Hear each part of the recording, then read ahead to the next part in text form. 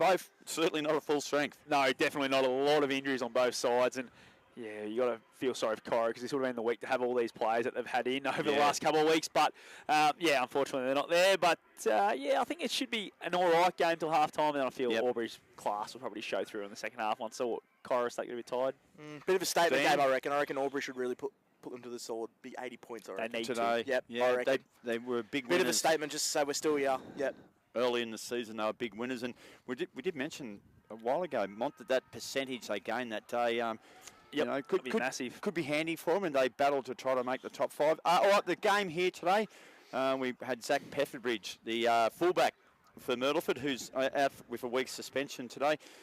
Mont, early in the week I tipped North, but I'm probably sort of swinging a little bit. Maybe I give Myrtleford a really good chance. I say this every week. Panda ruins it by making this tip on Thursday before the teams come out. If I'd have seen the sides that were selected, I probably would have gone with Myrtleford, and I'm going to go with them right now on air, and so I'm 50-50. So if either one wins, I've got it cop right. that, Panda.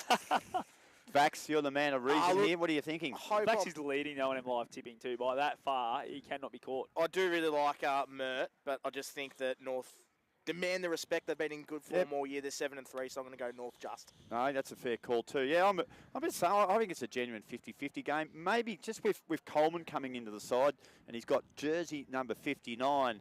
If you're watching on the live stream or you're listening here at the ground, Blake Coleman coming into the side, of course, the brother of Kitty Coleman, who played in the grand final last year for the Brisbane Lions. Should I do his stats, boys? Do an extra Yeah, do it. Actually, Oh, that'd be good if you do that, if you could, Dan. I can do it. All right, well, we're going to take a quick break because the sides are warming up. Umpires are out. When we come back, we'll be ready for the bounce of the ball here at Bunton Park. It's North Albury versus Myrtleford, and that was pre-game for McDonald's. Clear.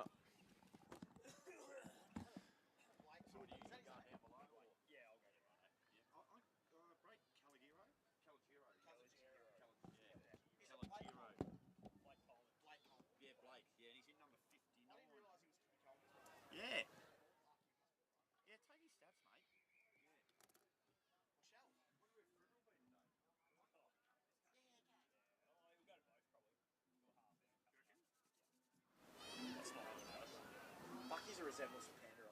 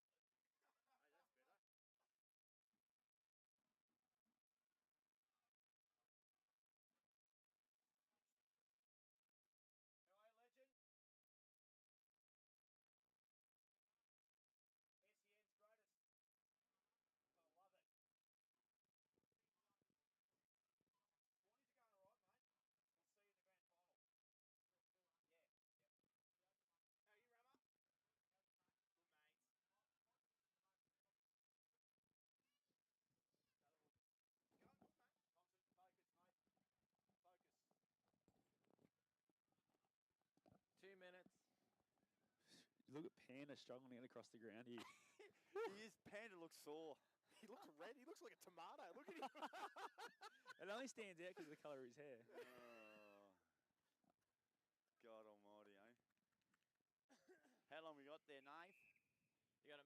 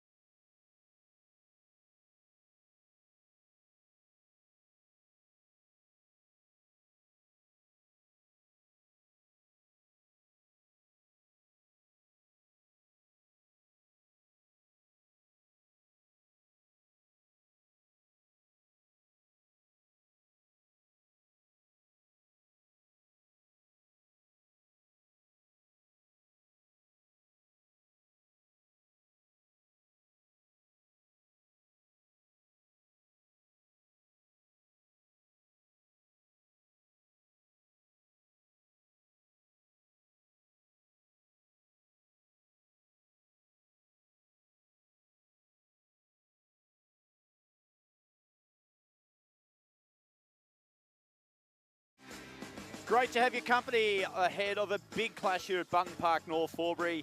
The Myrtleford Alpine Saints are in town. They're in 8th position. They take on 3rd place North Albury.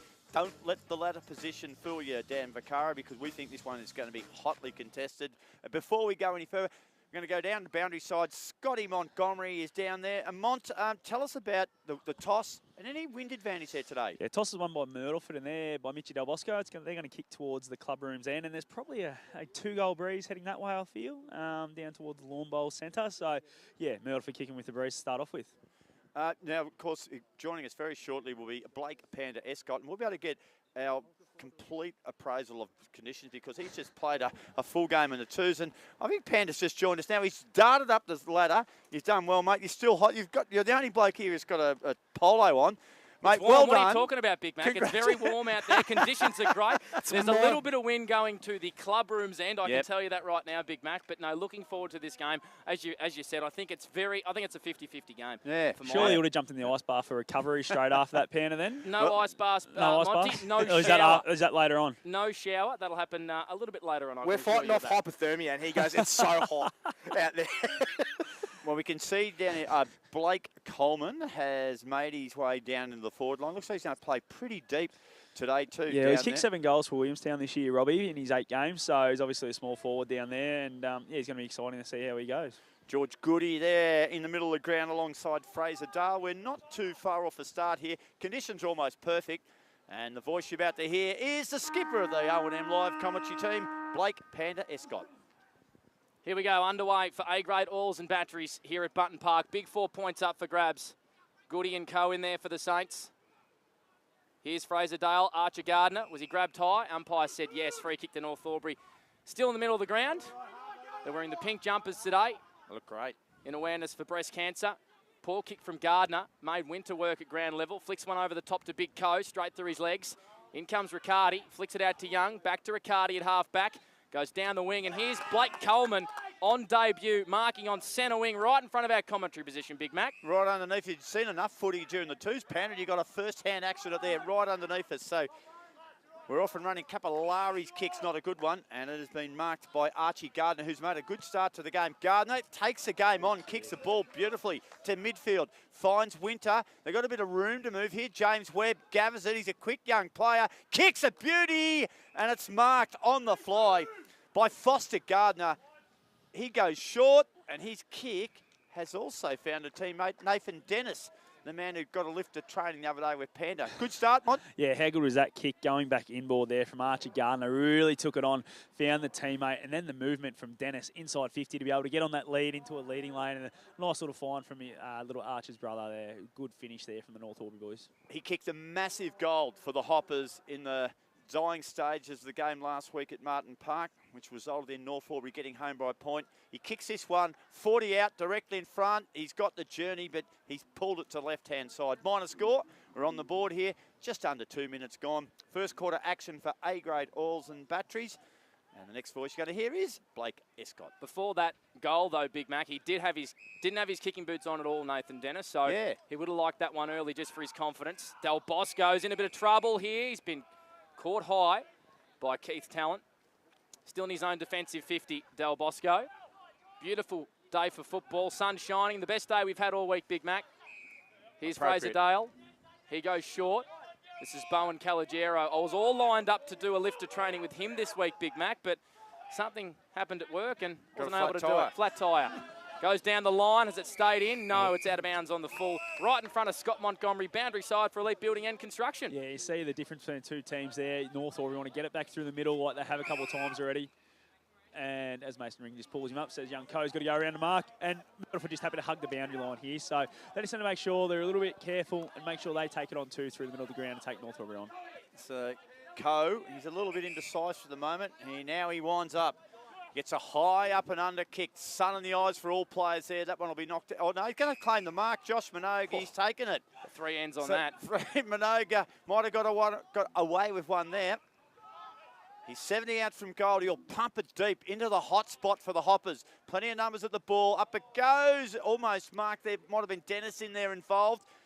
Crashing in and the big tackle applied And it's going to be a ball up just 15 metres out from the Hoppers goal. They lead 1-0. We've gone 3 minutes so far in the first quarter action for A-grade oils and batteries.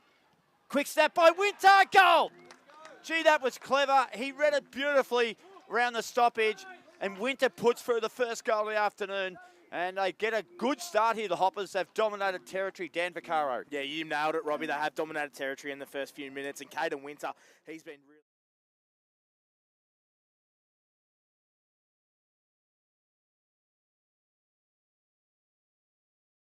Hot start for North Albury. Myrtleford just a little bit conservative when they had their opportunity to go, and North Albury made them pay. So a good start for Winter and a good start for the Hoppers. Myrtleford haven't really gone in their own attacking 50. Who's got the match up on Blake Coleman, Monty? Yeah, it's a one for Ramage, who's been absolutely fantastic this year for the North Albury Hoppers. Very underrated defender. Penny goes back to Hayes. Tried to spin out of traffic. He's brought to ground by big Jai Gribben. Myrtleford work a hand pass into space. Riccardi just outside 50. Bombs it into attack. Murphy Dale down there. Also Weaven. Dale playing for a bit of a free kick, and I think he's got one, has he? Yeah. He has. Paid too high there, I think, young Mason. So be a free kick to Lockie Murphy Dale, and he loves these ones. He'll go back around and snap this one straight through, I reckon. Coming off 5 goals and 18 disposals and a best on-ground performance against Albury. Only needs half a chance, does Murphy Dale. So he's going to kick this from really tight in the pocket. Club room side, runs around onto his left. Usually shelling peas for Murphy Dale. He's kicked it out of bounds on the full wrong side of the ball, Big Mac. And a free kick to North Albury in their own defensive 50. It's with Hayes. They lead by 7 early stages opening term. He's missed that by 20 metres, I reckon. Julian Hayes, he's a socks-up operator. Drives it long. Swing and a miss there by Gardner. Out the back here, Calogero. Handball was pretty good.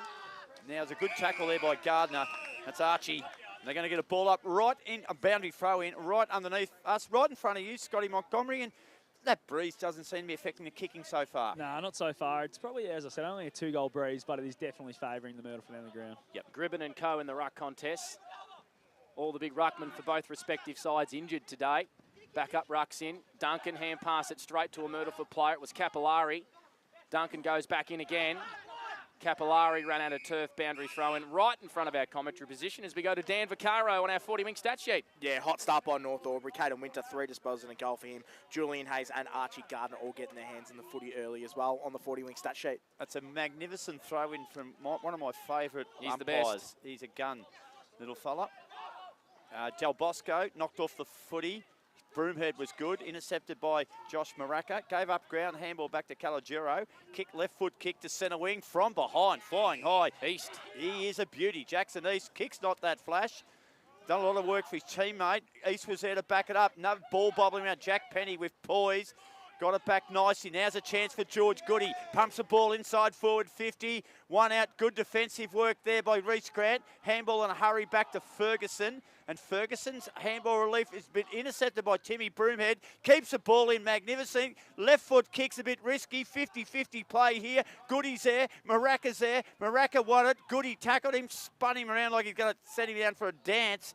And now Del Bosco's tackled. It's going to be a ball up slightly into attack for North Albury. They lead 7-0. Almost 7 minutes gone for A-grade oils and batteries. That's on the Macca's time clock opening term. Coe just got rid of Gribben in the ruck. Calvin back in the side today. Swings it around the corner. Kicks it to centre wing. And here is Blake Coleman marking on the far wing. Plays on straight away. Kicks to half forward. Not great. And Darcy Cullen, the Broken Hill boy who made his debut last week, playing on Munro. Big job. Kick puts his team under a lot of pressure. It's Campbell who hand passes to King. Goes short and finds Liam Lischke. Back in. First game since round 2. The Newcastle boy, he switches over to Julian Hayes. Wants to cut back inside and he finds Jack Penny, middle of Bunton Park. Smack in the middle of Bunton Park, Penny. Kicked the winning point last week. That's a thumping 55-metre kick. But Ferguson takes a good mark last line of defence for the Myrtleford Alpine Saints. Boy, geez, Liam Lischke's old man can play footy, Panda. Oh, yeah. He was an absolute superstar. A couple of ASI medals in the Hume League, a premiership for the Swampies. And then he went chiropractic and they lost him. Del Bosco, he's still with us, but lost him out of the area. Glad you cleared that up, Big Mac. So, g'day to the Lischke family out there. Del Bosco's kicks are They're probably tuning in from Newcastle. They would be too. And Henty, there's still a lot of in Henty. and just working their way off half-back. They've got them pinned down a bit here, and the ball goes back to Del Bosco. So the Hoppers are set up beautifully there. Panda, as Del Bosco decides to go right laterally across the ground, and he finds Hourigan. Yeah, but the switch isn't really on because North Albury's numbers are pushed right up, Monty. They've covered this well. Absolutely. The team defence of North Albury here has really hemmed them into the back line, and they just can't find that short releasing kick to open up the gaps. A little bit of candy sold there by Hourigan. He goes short to Fraser Dale, still in his own defensive 50 for the Saints. They trail by 7. 6 minutes played opening term for A-grade Alls and Batteries. Only goal to North Albury through Caden Winter. Dale just pops it down the wing, and Isaac Campbell marks right in front of our commentary position, right on the paint. North Albury by 7. Here's Robbie McKinlay for Wang Motor Group. He's a bit of a smooth operator, this young Campbell. He's a nice left foot kick. Likes hitting up Space Nightclub too. Does he really? Absolutely. And any luck, has he? You've been with him? No. Penny kicks it inside forward 50. Goody! Roved it beautifully. Handball over top to Dennis. Weave, dodge, in trouble. Had to handball. Broomhead's classy, skillful, gold. Magnificent finish. Steel line goal today from Timmy Broomhead. It was beautifully built up, but then Broomhead, Monty, he had to be smart enough to keep the ball low. Absolutely. It was well read by Timmy and what the play was in front of him. But just the ball movement from North Albury so far to start this game has been absolutely first class. Been able to get it back into different lanes through the middle of the ground. And that's been able to open up the Myrtleford defence, and they've had a couple of shots and been able to convert. Impressive ball movement, but impressive defensive work by North Albury as well. There's been a few times where Myrtleford have tried to get out, they're forced to go wide, and North Albury have just squeezed them into submission and got back. Tim Broom had 3 disposals and a goal early for him, as well as Caden Winter as well. Archie Gardner, Julian Hayes and Goody with their hands in the footy early. So Broomhead looks like he's playing forward, Monty, which is a bit of a mismatch for an undermanned Myrtleford defence. We'll watch that. They go inside attacking 50 here, the Saints. Weaven has been caught holding the ball. Good tackle. And Lockie Murphy-Dale wins a free kick in attacking 50 for the Myrtleford Alpine Saints. Call it directly in front. That's what you want from your mid-sized forwards, isn't it? Just put the tackle pressure on. Make sure you're keeping it inside 50 for as long as you can, especially when you've been under the pump for the first 10 minutes of the game. There to make sure you keep it inside 50 and go back and convert. Exactly what Lockie Murphy-Dale needs to do now. 22 goals for the season, averaging 20 disposals and 2.5 goals a game is Lockie Murphy-Dale, the former Doug Strang medalist. He's got a great approach, a great setup, and that's a great finish. Myrtleford Alpine Saints are on the board. Just snuck it in. 1 straight 6. North Albury 2-1-13 on the game traffic and contracting scoreboard. Dan Vaccaro. Yeah, much needed goal there for Myrtleford, and what a finish by Lockie Dale, as Panda said, averaging 22 disposals and 20.8 disposals and 2.4 goals a game. The only player in the O&M that is averaging over 20 disposals and over 2 goals a game as well. So he's a fantastic footballer. Myrtleford, 3 inside 50s. Bowen Collegiero has been good. 3 disposals as well on the 40-wing stat sheet for him. Fraserdale and Lockie Murphy-Dale with their hands in the footy early as well. Good to have you back, Dan. Oh, thank you, nice Panda. start. Good to have him I back. just about to say. Any salami? No. Or am I late to the party on that? Late to Penny kicks the ball inside forward 50. Knocked that down for a stat. A good mark taken there by Foster Gardner. That was a beauty. Kicks it inboard, and he finds Julian Hayes, and there'll be no issue with distance here, Panda. Yep. No, absolutely. Again, ball movement back through the middle of the corridor. North Albury looks so dangerous at the moment. Just their use by foot is first class to start this game. We're just commenting in the twos today, Panda. We said nice little trend starting to come. There's socks up. George Goody's got the socks up. Julian Hayes, 2 of their better players. Let's hope there's more of it. Hayes comes in, kick on the way, holding up. It's through for a goal. Hoppers get their 3rd, 3-1-19, lead Myrtleford 1 straight 6, and a beautiful finish from the class of Julian Hayes. Yeah, classy player and a classy finish. So 4 disposals and a goal for him, and North Albury just walked that one out of the centre. So Myrtleford really got to tighten up with the centre clearances and maybe put a player behind and defend that clearance work. But that was fantastic work by North Albury, and they're on fire at the moment, 3-1-19 to 1-0-6. You're on fire. Thank you, Jeez, Robbie. You've made a good start. I needed that week off, I think. Didn't he sound good? He's been brilliant. He's added goal kicking over the last few weeks, Julian Hayes. He's pushing up the ground. Archer Gardner goes inside attacking 50. Good attack there from Harrington, but he missed the footy. Capillari was ripped off it. Hayes over this one. Ball just in scrimmage on the North Albury 50. Mason says, give it to me. I think the fact he's going through the middle a bit more, Panda, too, for Julian Hayes is probably being able to use that ball like we can see him off half-back, but when he's through the middle, he's so damaging. He's pushing up into that contest there. It's grubbered forward into the middle of the ground for Myrtleford. King up against Tyler Young. Here's Munro. First time we've seen him today. Beautiful kick to half forward. Blake Coleman marks. If he has the wind, I reckon he'd almost have the distance, but he doesn't. He pops it over the top here. Finds Diesel Beatty. He goes short into the pocket. Murphy-Dale at ground level. Not able to mark. And it's been flicked over the boundary line by the North Albury player. And we'll have a boundary throw in, 40 around for Myrtleford's goal. 19 plays 6, Hoppers lead. A-Grays, Oils and Batteries, opening term on O&M Live. What a great learning curve today for Harry Weaven, who's been fantastic coming in from Brock Barham. He's got the job on Murphy-Dale today, and already he's been kept busy as it spins back into play. Riccardi was good, kick was smothered. Clearing out of the fence might have been Broomhead. Kicks it towards the centre of the ground. Minogue taps the ball on. Looking for it was Del Bosco. Gardner was in there. Out the back now, there's a chance here for Capillari onto Frazerdale. Intercepted magnificently by Archie Gardner. Now they'll get set up. There goes the skipper, George Goody. Handball back to Archie Gardner. He'll run with the footy. He decides to have a bounce. Takes him on. Inside forward 50. Had to kick in a hurry. Keith Talent brilliantly got it back to Archie Gardner for a wonderful point. I thought it was going through. Point of the year. Behind the play here. Not sure what's happening. Mont, down to you. It's a free kick, being paid against Myrtleford. I reckon it's against Riley Booker. Maybe. So there was a bit going on the ground, and it might have been a little bit of a swinging arm, and so the umpire's gone, no, can't do that. Free kick in the goal square. Point will count, Panda, and then the ball comes down for a free kick in the goal square. And I mean, it's Nathan Dennis. He just thinks it's his lucky day today, Nathan Dennis. He's going to come in. This is a big play, a 7-point play coming. Well, they've just taken the point off the scoreboard. Well, okay, so maybe advantage rule. Well, I don't think they're sure what's going on, to be honest. I don't know. We'll get this cleared up at quarter time. Nathan Dennis comes in and kicks a goal. He has got the 4th goal for the North Albury Hoppers. 4-1-25, the scoreboard's telling us. Myrtleford 1 straight 6. Can you add anything more to that, Monty, for A-grade Oils and Batteries? I thought I saw the flags waved and nothing done by the umpires to cancel that point. So we'll wait and see. I'll get that cleared up at quarter time for you. Yeah, interesting. But what a hot start by North Albury. 7 inside 50s now for them. Broomhead, Winter and Goody. And Archie Gardner as well. 6 disposals for him. And point of the year, I reckon, Robbie, as well. Point of the fantastic. Year. He got the handball receive about 3 times. So Myrtleford really needs some damage control here, especially out of the midfield. Trained with Werribee on Thursday. Archie Gardner and Foster Gardner. Yep. Alongside Hamish Gilmore and a few others. There was about 3 Ballarat boys as well. So Werribee getting some good locals in to train. That's what makes them a really good VFL club. We have a ball up in the middle of the ground. So Hoppers with a mini break here. They lead by 19 points on the game traffic and contracting scoreboard. Halfway through the opening term. Maraka reefed off the footy, able to grub her a kick. Goody at half back. And looks like we're going to have a ball up. 50 around from Myrtleford Alpine Saints goal. Blake Coleman playing in the goal square for Myrtleford. He's had a couple of early 40 wings disposals. Thrown back up. Hayes, I reckon his kick's gone backwards almost. It's gone right towards the wing. It's a high up and under.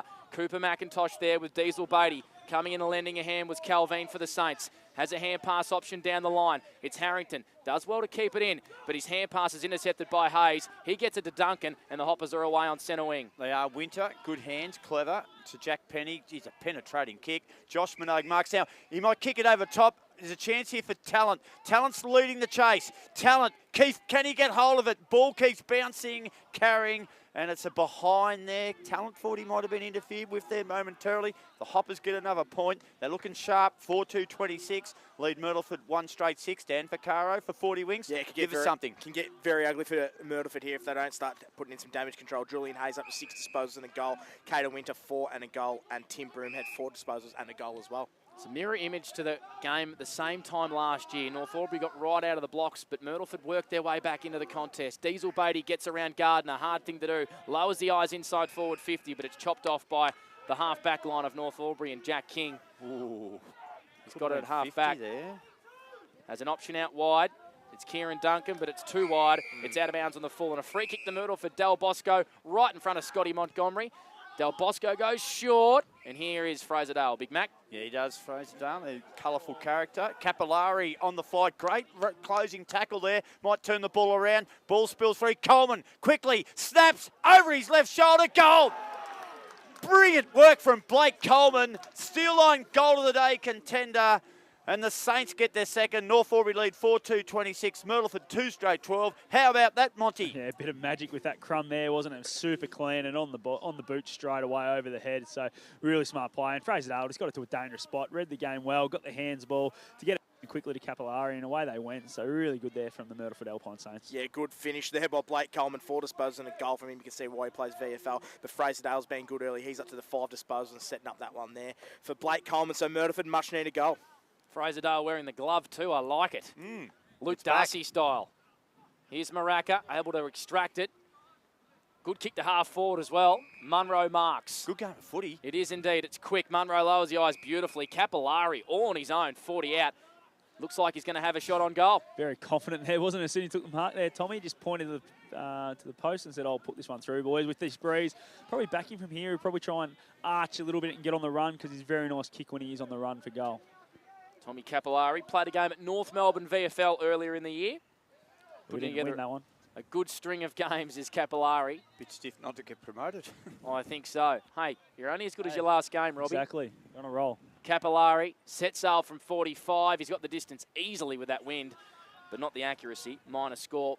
So the Saints 13, the Hoppers 26 on the game traffic and contracting scoreboard. We have played 18 minutes on the Macca's time clock opening term. Yeah, really good little period here for Myrtleford. They're starting to win it out of the midfield, which is really levelling up the contest. So 2 centre clearances for them this quarter to North Albury's 2. So Timmy Broomhead will just wander out of the 10-yard square, put him down for a stat, or kicks, intercepted by Murphy Dale. He read it beautifully. He's dangerous from this situation. Lockie Murphy Dale rams it back over the goal umpire's head for a steal-on goal of the day contender. 3-1-19 the Saints, 4-2-26 North Albury. Big goal there, Daniel. Much needed goal, especially for Myrtleford. But Lockie Murphy-Dale, he's a star of the competition, isn't he? 4 disposals for him. He's kicked 2 goals this quarter already, so he's really keeping Myrtleford in this contest here. And as is Fraser Dale as well, 5 disposals for him on the 40-wing stat sheet. The one player I want to see get involved is Jackson East. I've hardly seen him this quarter as well, and he's averaging 29 disposals per game. So if they can get him going, Myrtleford are right back in this contest. Great finish from Murphy-Dale. Tim Broomhead would like his time again, I reckon, with that kick in. He's back in the middle. Myrtleford are going forward once again. Inside attacking 50. Murphy-Dale and Weaven there. Poor punch from Weaven. Ned Turner pounces. Should have finished. He has finished. Myrtleford are back in the contest just like that. 3 in 3 minutes. A great little finish from Ned Turner. That's a steal-line goal today. All of a sudden, it's a 1-point ball game. Yeah, how good was that? Just that clearance there. Dan said and called for it. And the Myrtleford boys need to tighten up through the middle. They definitely have. They've got on a bit of a roll at clearance, and they need to keep going here because that's fantastic. Their forwards are doing a great job when they get in there quick and one-on-one. And it's that man there playing his 50th game today. The last 2 centre clearances to Josh Maraca. Straight out of the middle, and you can see how quickly it can change. If you start winning that centre clearance, Myrtleford are really on top here in this last 5 minutes. 3 centre clearances for them this quarter and 9 inside 50s to North Albury's 8. I'll tell you what, it's easy on the eye, this game of footy. Great game of footy. This is a cracking 8 contest. goals in 20 minutes, Robbie. Yeah, I'm loving it. It's just good to watch. Conditions are perfect, and we've got a rare shootout moment. We've got more of an easterly type breeze, Panda, which means for commentary position, the ball tends to get this side a bit, which is fantastic. Does help out. Coe got the tap. Fraser Dale with strength. There's Capillari. He's tackled by Winter. Smack bang in the centre of the ground, Panda. See if you can get a clearance. You didn't get many in the 2s. See if you can get one here. Didn't get many of anything, to be brutally honest, Robbie. Gardner just dropped the footy. Goody sliding in on hands and knees. Maraco's had a good 5-minute period. Hand pass it to Capillari. Gets around a man and Myrtleford are back into attack with a tumbling ball. And Murphy-Dale is marking again. There's a bit going off the ball too, boys. Oh, yeah. Looks like Gardner and Fraser Dale. Yeah, Gardner's been going to Collegiero and been giving it to him off the ball. So I think Fraser Dale might have been sticking up for his teammate. But how dangerous does this man look? I think a change has to be made now. Time for Harry Weaver to get moved off him because this could really blow apart if he gets his tail up like he has already in the first 20 minutes of this game. So Lockie Murphy-Dale for 3 goals in the opening quarter. He'll kick from 40 metres on a 45-degree angle. We're right behind this one. He starts it out to the right. That's where it stays as well. Through for a minor score. Scores are level, 26 apiece. 22 minutes played on the Macca's time clock. Opening term for A-grade oils and batteries. Here's Julian Hayes for the Hoppers. Yeah, I reckon this kick will go longer from the kick in from the Hoppers. Still, Myrtleford have got the advantage of the breeze and scores are level. So we're deep into the first quarter. So the Hoppers are doing all right here. Broomhead marks at half-back. He's had 4 shots on goal already. Has Lockie Murphy-Dale. Broomhead's kick's a good one. And he finds Liam Lesky. He'll drive it down the line. And it's tied to the bound. That's tied. And young man, he's one of the best in business, said Harry Weaver marked the ball, but he was just over the line. That's out of bounds on the full. The ball will come back in, courtesy of Reece Grant, and he drives it to half forward. Kick's also a poor one, and it's been chopped off by Julian Hayes at half back. How many for Julian, Dan Vaccaro? 8 disposals and a goal, Panda. And a really good switch of the footy as well. Kicks it here to Ramage. In fact, it's King in his own defensive goal square. Kicks a poor one as it stayed in. It hasn't. So there's been 3 or 4 out on the fulls from both sides here, mainly North Albury, turning the footy over in their own defence. And here's Munro for the Saints. He goes back to Diesel Beatty. Too far out to score. Kicks a shocker into the pocket. Happy play from both sides here, Monty. Yeah, absolutely. The kicking has just really dropped off. We said how good it was to start the game, but last 5 minutes hasn't been the best from both sides. And just had Coleman come off too, boys. He's complaining a bit of soreness in the Achilles on both sides, so he's getting a rub. Good spot up, Monty. There's a dangerous situation here. The Hoppers are going to have to defend. They might even knock it through from behind. They do. Discretion is the better part of valour in that situation.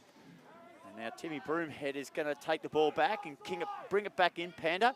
And I reckon Tim will probably play on and punt it reasonably long. Yeah, he'll get a stat.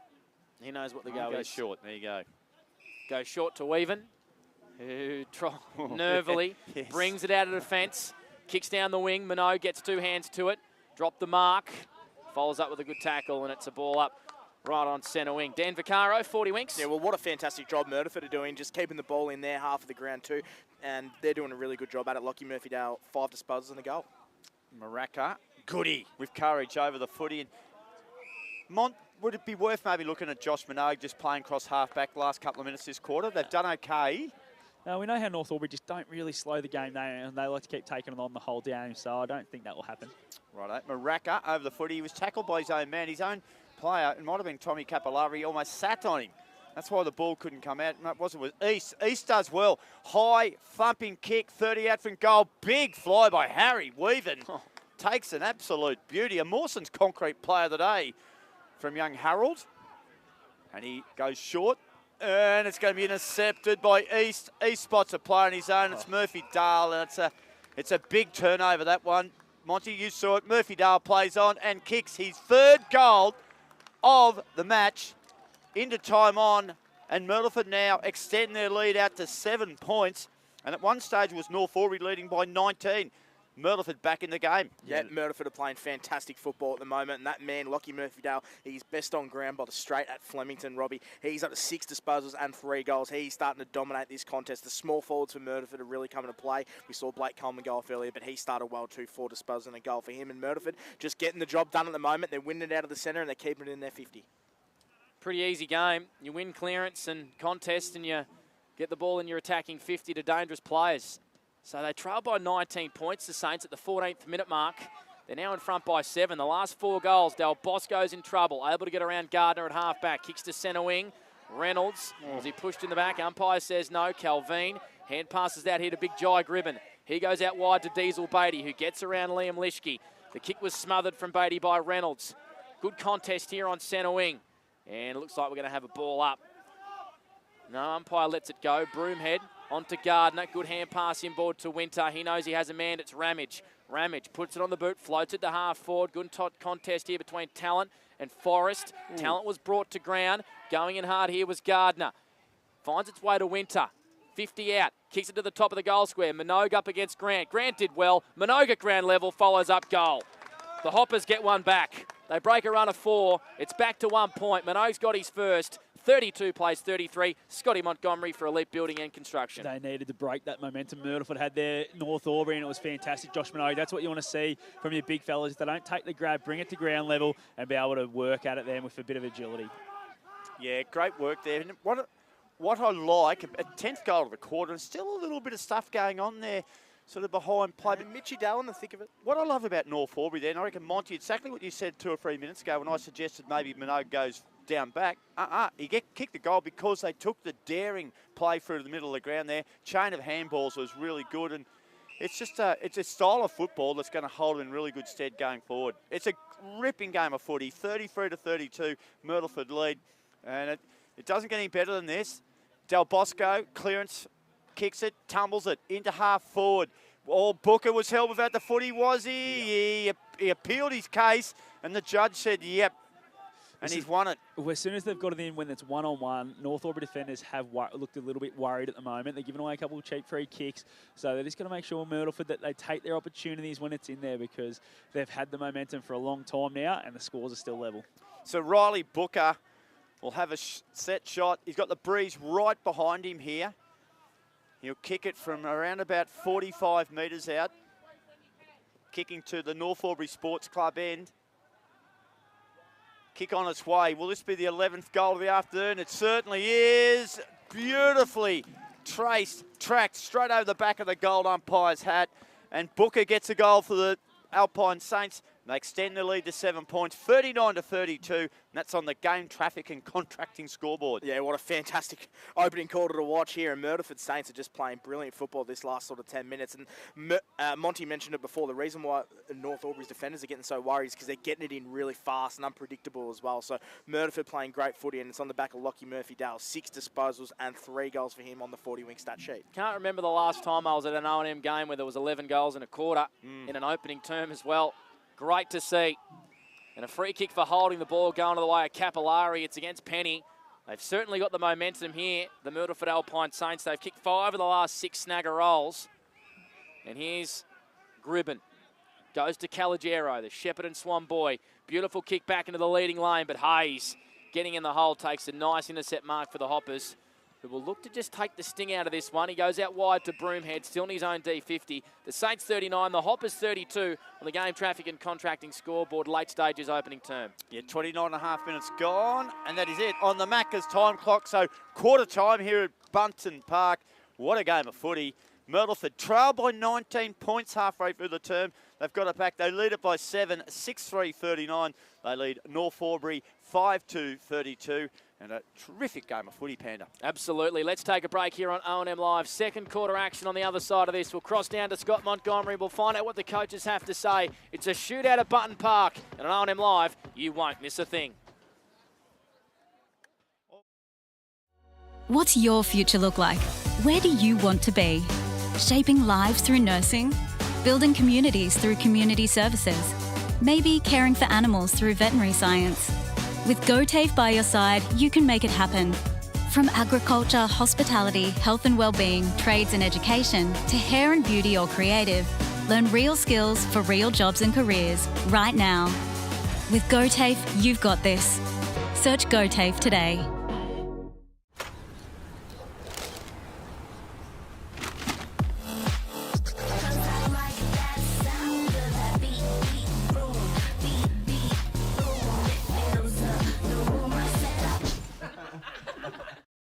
At 2AY, we're your home of live sport.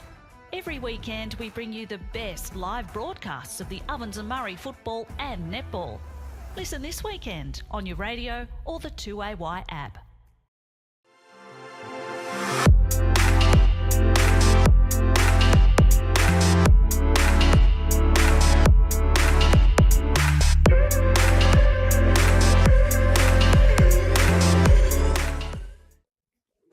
Adroit Insurance and Risk, your local insurance advisor, able to tailor insurance programs to support your business. And we're proud to support our local community.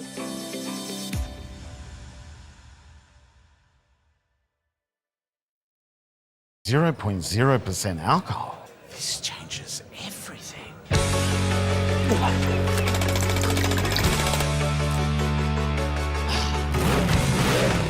Rewrite the rules. Carlton Zero.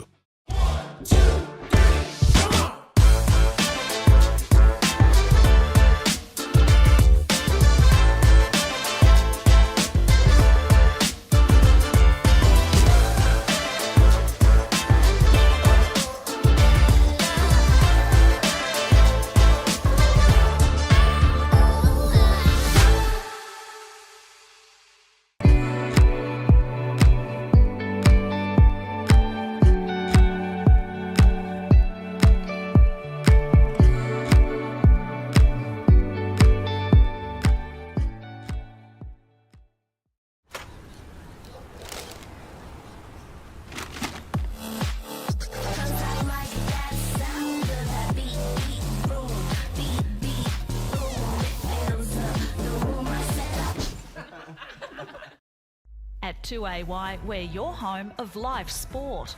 Every weekend we bring you the best live broadcasts of the Ovens and Murray football and netball.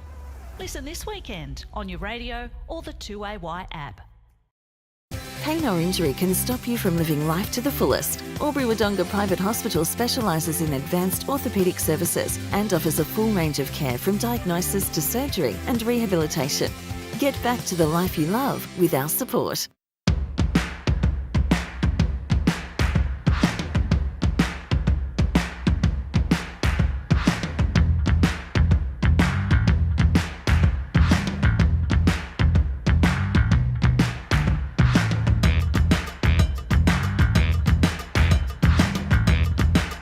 Half price until half time is on in the locker room.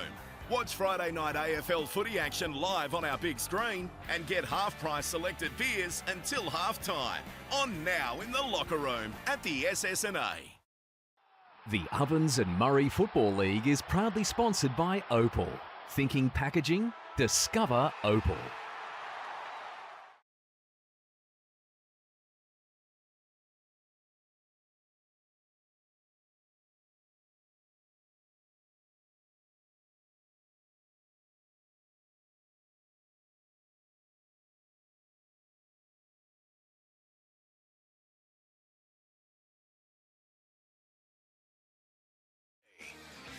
Really attacking opening term, quarter time here at Bunton Park, and a ripping game of footy here on 3&E's O&M Live. Blake Penderecott with you, Robin McKinlay, Scotty Montgomery and Dan Vaccaro. It's the Saints leading the Hoppers 39-33. So we do go to Dan Vaccaro for our Cavalier Homes quarters best. Not hard to work out who that would be, Dan? No, absolutely not. We'll save Myrtleford. We'll do North Albury first. Tim Broom had 9 disposals and a goal, and Julian Hayes as well, 9 disposals and a goal. So it's them two guys for North Albury. They were fantastic that quarter. For Myrtleford, well, it's Lockie Murphy-Dale. He had 6 disposals and 3 goals. He looks to be the best player on the ground by a fair margin. Really good game of footy to watch, Robbie. Yeah. No team is defending, as Monty said in the break, and that's great. Let's keep it up. Should be more of that. It's good. It's good to watch. Yeah, he out of those 6 possessions that Lockie Murphy-Dale's had, he's had 5 shots on goal. So he had kicked one out of bounds on the full. He narrowly missed another. He probably allowed for too much for it. But, yeah, 3 goals. Impact. He certainly looks dangerous. But, Monty, be really keen to get your thoughts and what you've found out about Blake Coleman, who left the ground during that quarter. Yeah, just had a sore Achilles on both sides, but he's back out there. He'll be fine. Tim Broom had actually called his group in before they broke off into their lines and spoke to him for about 2 or 3 minutes, and he said, we gave him 3 goals, boys. Just our skills weren't good enough. When we took it on, our front half worked really well, but we just turned it over in the back half, which is just killing us, which he said they've done a bit this year. Well, over in the Myrtleford camp, Funky, he said, the first 8 minutes, they tried to be too leery and flashy, but once they got to work and got to the grind through the middle of the ground, they were really, really good, which they were, and they will get on top. And he said, if we are 2, and he pointed at, I think it was Coleman's and Lockie Murphy-Dale's magnets, if we get it to them quickly, we're going to kick a score here to win. So make sure we keep getting in there as quick as we can. Yeah, and it was the young Josh Maraka as well that really drove that Mont out of the midfield. He probably would have gotten 3 centre clearances that quarter when their backs against the wall. So the young man in his 50th game did a fantastic job that quarter. Around the grounds for Wenger out of Mazda. Albury lead Coralville 37-8 at quarter time. 6-1, 37-1 to 8. And in the A grade netball as well for Ray White Rural. The Myrtleford Alpine Saints 50, North Albury 56. So that's 6 in a row for North Albury. Ooh. And Coralville 56 over Albury 42. So I reckon the top 5's probably set in the A grade netball, Big Mac. It is, and Tam Matthews on the all-rounders this morning gave North Albury a massive rap. And that she said they are the emerging dark horse in the netball this year, Panda. So how about that? Just one other thing at quarter time, boys. That point from Archie Gardner did get put back on the scoreboard. The Golden Pies did pay it. So. Now the scoreboard's out of action. They're back in the middle. Like the fence. Well, I'll put the time clock on. You do that, Big Mac. All right, I'll take it away for you, mate, too. So it's 39-33, 2. So Myrtleford lead by 7 points here on O&M Live. Coe and Gribben in the ruck. Murphy-Dale, he's pushed up into this stoppage. And we've got another ball up right in the middle. Bit of a breeze favouring the club room's end. So North Albury will be kicking with that in this second term. Winter's hands were just a little bit fancy. He went back in. 20 blokes around this footy. Capillari, his kick was smothered. Del Bosco's in there. They force it back. Do the Myrtleford Alpine Saints. Not a great hand pass to Calvin. Now he's under pressure. Kicks it out really, really wide. Finds the boundary line, and we'll have it tossed back in half forward for North Albury. We've played around a minute on the Macca's time clock in this second term, and it's all thanks to Jaco Albury-Wodonga. It's still Ramage playing on Coleman and Weaven playing on Murphy-Dale. I reckon this breeze has picked up too, boys, just down here at ground level. Yeah, picked up a little bit. It feels like it might. Yep. It's a genuine southeasterly. Which Pins getting colder. You don't get a lot of them. You don't get too many easterly favoured breezes in winter time. So every time we've been at Button Park, it has been an easterly. There you go. Last time it pissed down rain here and wet all of our gear, didn't it, Monty? It absolutely well, we won't get that today. We won't. East, hurry kick, finds Munro. Mike Munro over to Capillari, put under pressure. Capillari put a lot of pressure there on Del Bosco. Well done, Timmy Broomhead. Quick kick inside forward 50. No mucking around. Ball bounces fortuitously here for the Hoppers. Minogue allowed too much for that shot on goal. And it's a minor score. So I think that brings the margin back to 6 points. We do apologise. Live here, we have got no electronic scoreboard. I think it's 6 points lead to Myrtleford, Panda. It is indeed, 39-33. They bring it back in. It's been marked by Calvin, the former Warrowley coach in the Ovens and King. Likes to party a bit too, we were told in pre-match. Does he? Okay. Zach Petherbridge told us. Bump into him at Public House earlier this year. The only time I've been out of my four walls. In Horrigan, he goes really wide. Good mark by Ferguson in front as well. He juggled it, read it beautifully, held up in the wind. He's been called to play on. Oh, Gardner. Bring it. Foster with a brilliant smother coming from the side. Del Bosco's been wrapped up. Is he going to win a free kick here, Del Bosco, or is it a ball up? I think it's a ball up. It is indeed. Ball up, half forward here for North Albury. They trail by 6 points. George Goody looked confused there with Mason. Everyone's confused. Mason didn't signal anything. Big Mac, you take it away. Well, sometimes you've got to read the play, haven't you? Ball in towards half forward now. Genuine 50-50. Here's Munro with a little bit of class. He works well with Capillari. Kicks it inside forward 50, or not quite inside forward 50. Marked by Coleman. Back on the ground. Clever kick. Murphy-Dale can lock this one away. Oh, good work in the end by Hayes. Closing speed was fantastic. Just got a little fist on the ball, and it's gone through for a rush behind. But that looked for all money, Monty, that Murphy-Dale was going to have a shot on goal for his fourth. Yeah, I thought smaller opponent, then he would have just been able to hold his ground and push him out of the way. But Julian Hayes backed back really, really hard there and did a great job defensively to make sure, just put him off enough that the ball fell to ground, and then the Cavalier arrived and rushed through for a minor score. Well, big fly out there. Not sure who that was for North Albury. It was Harry Weaven.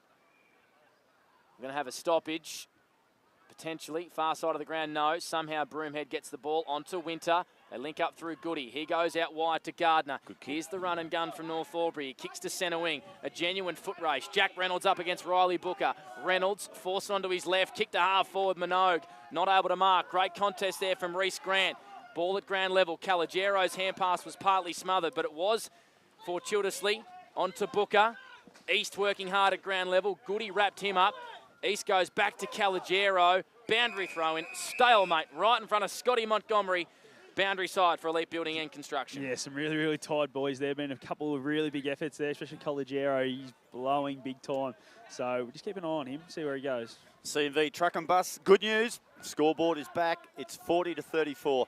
Myrtleford lead. Del Bosco, handball to Capillari. Capillari on his right foot, which is not his best. And it goes out of bounds on the full right in front of, went over the head of Scott Montgomery there. And it'll be Archie Gardner. Dangerous kick. It's okay though. Finds the composure of Jack Penny. Penny, who penetrates the ball deep. Chance for the Hoppers. Mark. Beautifully taken. Look like that man, Keefe Talent, the boy from Brock Burham.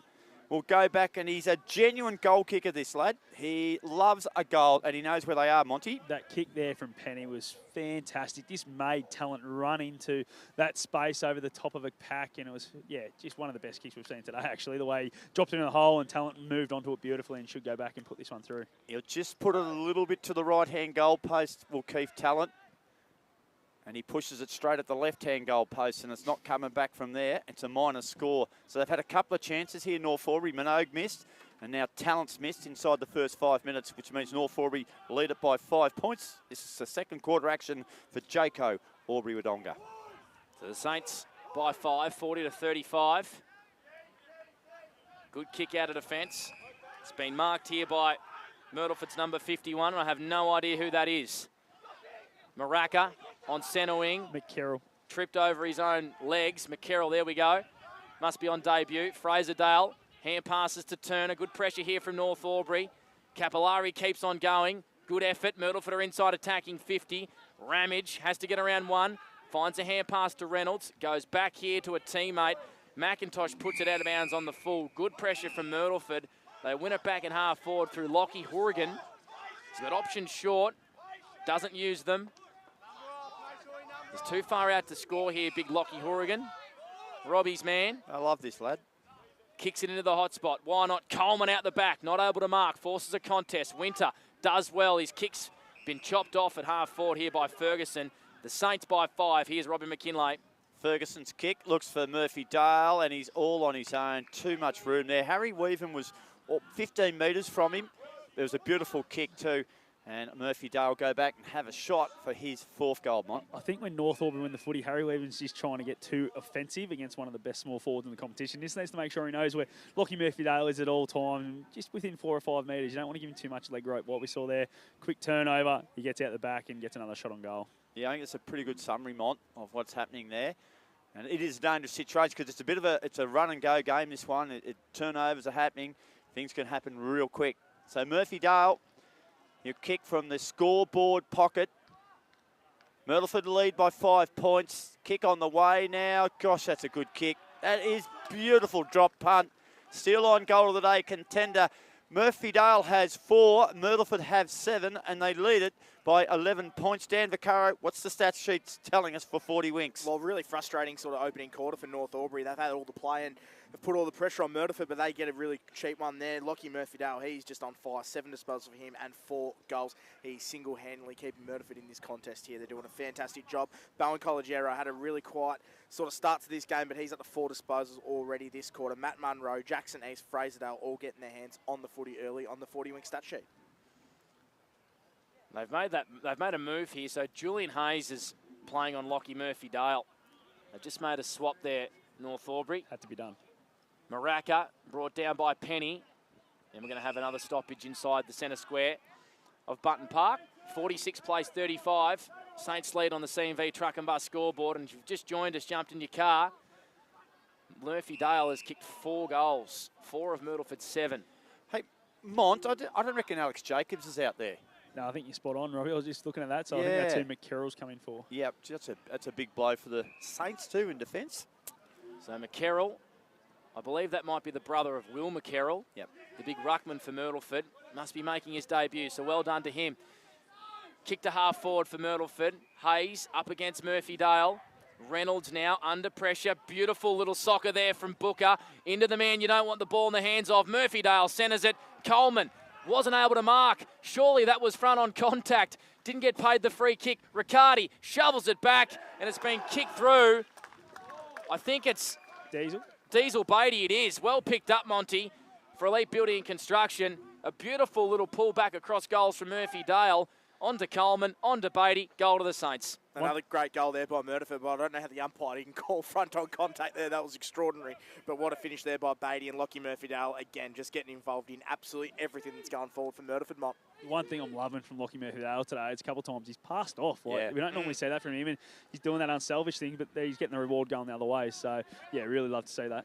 Well, Panda did mention on podcast earlier in the week that potentially can Murphy Dale he'd be a genuine Morris Medal contender. 100%. His numbers don't lie, do they? They hold up, he kicks goals, he gets hold of the footy, and everything he does has got that little bit of polish about it.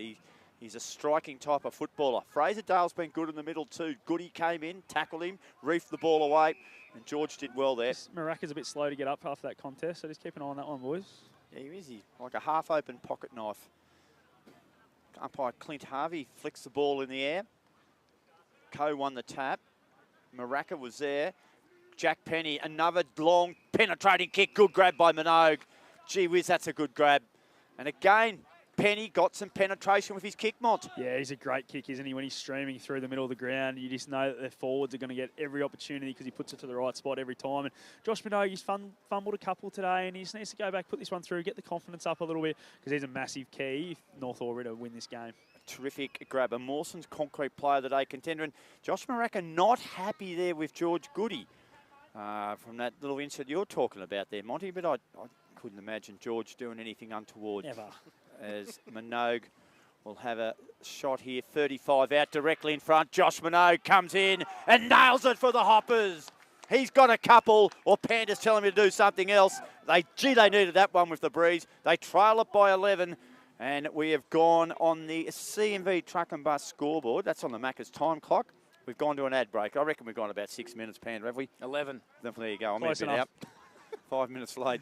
5 minutes late there, and what a finish there by Minogue and North Albury, a much-needed goal. Caden Winter, Tim Broomhead all getting their hands on the footy. Caden Winter's up to 4 disposals this quarter. He's had 10 for the game. And Archie Gardner as well, 3 disposals this quarter. He's had 9 for the contest as well. Kicked 7 of the last 9 goals for the Myrtleford Alpine Saints. They've turned a 19-point deficit into an 11-point lead. Here's Goody, flicks it on to Archie Gardner. Comes out wide, kicks, holds a long time up in the air, looking for Summers. Booker did really well. Hand passes over to Riccardi. It clean bowled him. Swooping on this footy is Julian Hayes. Comes out wide towards the boundary. Not a bad kick here to Liam Lishke. Now he's got some work to do. Up against 2 Saints on centre wing. Capillari and Harrington. Capillari does well. Hand passes it on to Levi Young. Not a good kick. Floats it to half forward, and Hayes with another intercept mark. How many now, Dan Vaccaro? Julian Hayes is up to 11 disposals for the game. Probably North Albury's best at the minute. Not a great kick, puts his captain under pressure. Goody has to work hard now against Booker. Here comes Harrington. He's been brought to ground by Goody. And we have a ball up, half forward here for Myrtleford. 20 metres around from our commentary position, boundary side, broadcast side. Here's Robin McKinlay for Wang Motor Group. Thanks, Panda. Ferguson won the tap. Riccardi couldn't pick it up. Clever hands by Jack Reynolds. Got it on to Archie Gardner. Back to George Goody. Back to Archie Gardner. Thumping kick. Centre of the ground here. Big play. Webb. Overrun it. Here's a chance now for Caligaro. He appealed for a free kick. He might get one now. He will. Young Webb, he played him on a break there. That's just experience. You can't do anything about that. He didn't do a lot wrong, young Webby. And well played by Caligaro. Benny Goody's had 10 disposals, Caligaro. You put the moz on him well, there, Dan. He did, Dangs. He's had an absolutely Barry Crocker. That he kicked it straight to Oscar Ramsden down there on the sideline, and Oscar gets a rare touch. He was clean, but Oscar, wasn't he? He was. Oscar SEN. lay claim to him playing on Calmore in the ruck a few years ago. No. Yes. No. He actually won a hit out.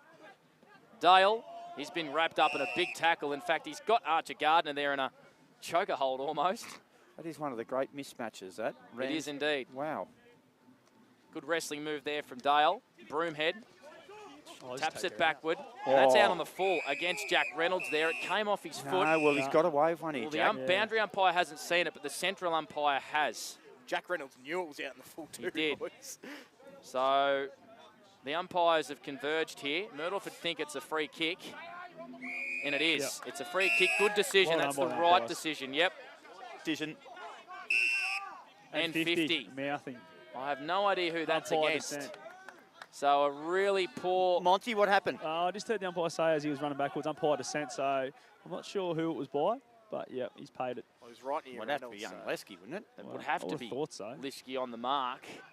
He didn't seem too phased, so maybe it wasn't against him. Anyway, No. Riley Booker is going to line up for goal number 2. He'll kick this from just outside 50 on a 45-degree angle for the right Saints. into the breeze here, Riley. So Coleman's in the square. Booker plays on. Kick looks pretty good. Wow. It looks really good. What about that distance? He points to the crowd. Riley Booker with a smart steel line goal of the day finish. The Saints against the play again, lead by 17, 58-41. And Riley's got 2, Monty. Yeah, he's been fantastic, Booker, and he's doing all the little things, the pressure and those sort of acts are inside 50, which has made him look really dangerous. And when he gets his hands on the footy, we know he loves a goal and he can finish them from anywhere. Yeah, he's nailed that one, Booker, and weird celebration. He just pointed to the 3 No, we got a guys. mate in the crowd. There's no crowd there. Yeah, There's there's 2 three people blokes, sitting like, right couple- down there. So he Yeah. pointed Might have to been 2 giving him people. careful. One of them's half asleep. I reckon he's had a big night in the turf. Have a look at him. Questionable celebration, but a great finish there by Riley Booker. 6 inside 50s to 4 now, Myrtleford. He's a man of the people, Dan. You could take a lesson from that. Jack Penny kicks the ball again inside forward 50. Quick to the ball was Caligaro. Picked up and snapped on goal by Talent, was it? It might have been young Keefe Talent, and he's just missed to the near side. It was the young boy from Brockburn. Point to the Hoppers. Hoppers, they need better than that. It's 42-58. Myrtleford lead. Here's Panda. Caligaro brings it out. Levi Young has the hide over Goody. Goody did well. Liam Lischke pouncing on the ball. Wants a high free kick, gets one. Just outside 50 for the Hoppers. Plays on, lowers the eyes beautifully. Sliding in at ground level and marking was Keith Talent. Good, smart, quick play by the Hoppers. Yeah, got it moving quickly, and Keith Talent read it beautifully. As soon as the free kick was paid, he got moving from the far side, from the pocket, and got moving to the goal square to come up at the ball carrier. Great finish from Lischke, straight in the breadbasket where you want it as a leading forward. So they haven't kicked well from set shots all day, North Albury. It's a big kick for Talent. He's kicked 3 behinds. He'll kick it. He'll kick from 35 metres out on a slight angle. Starts it out to the right. It doesn't come back enough.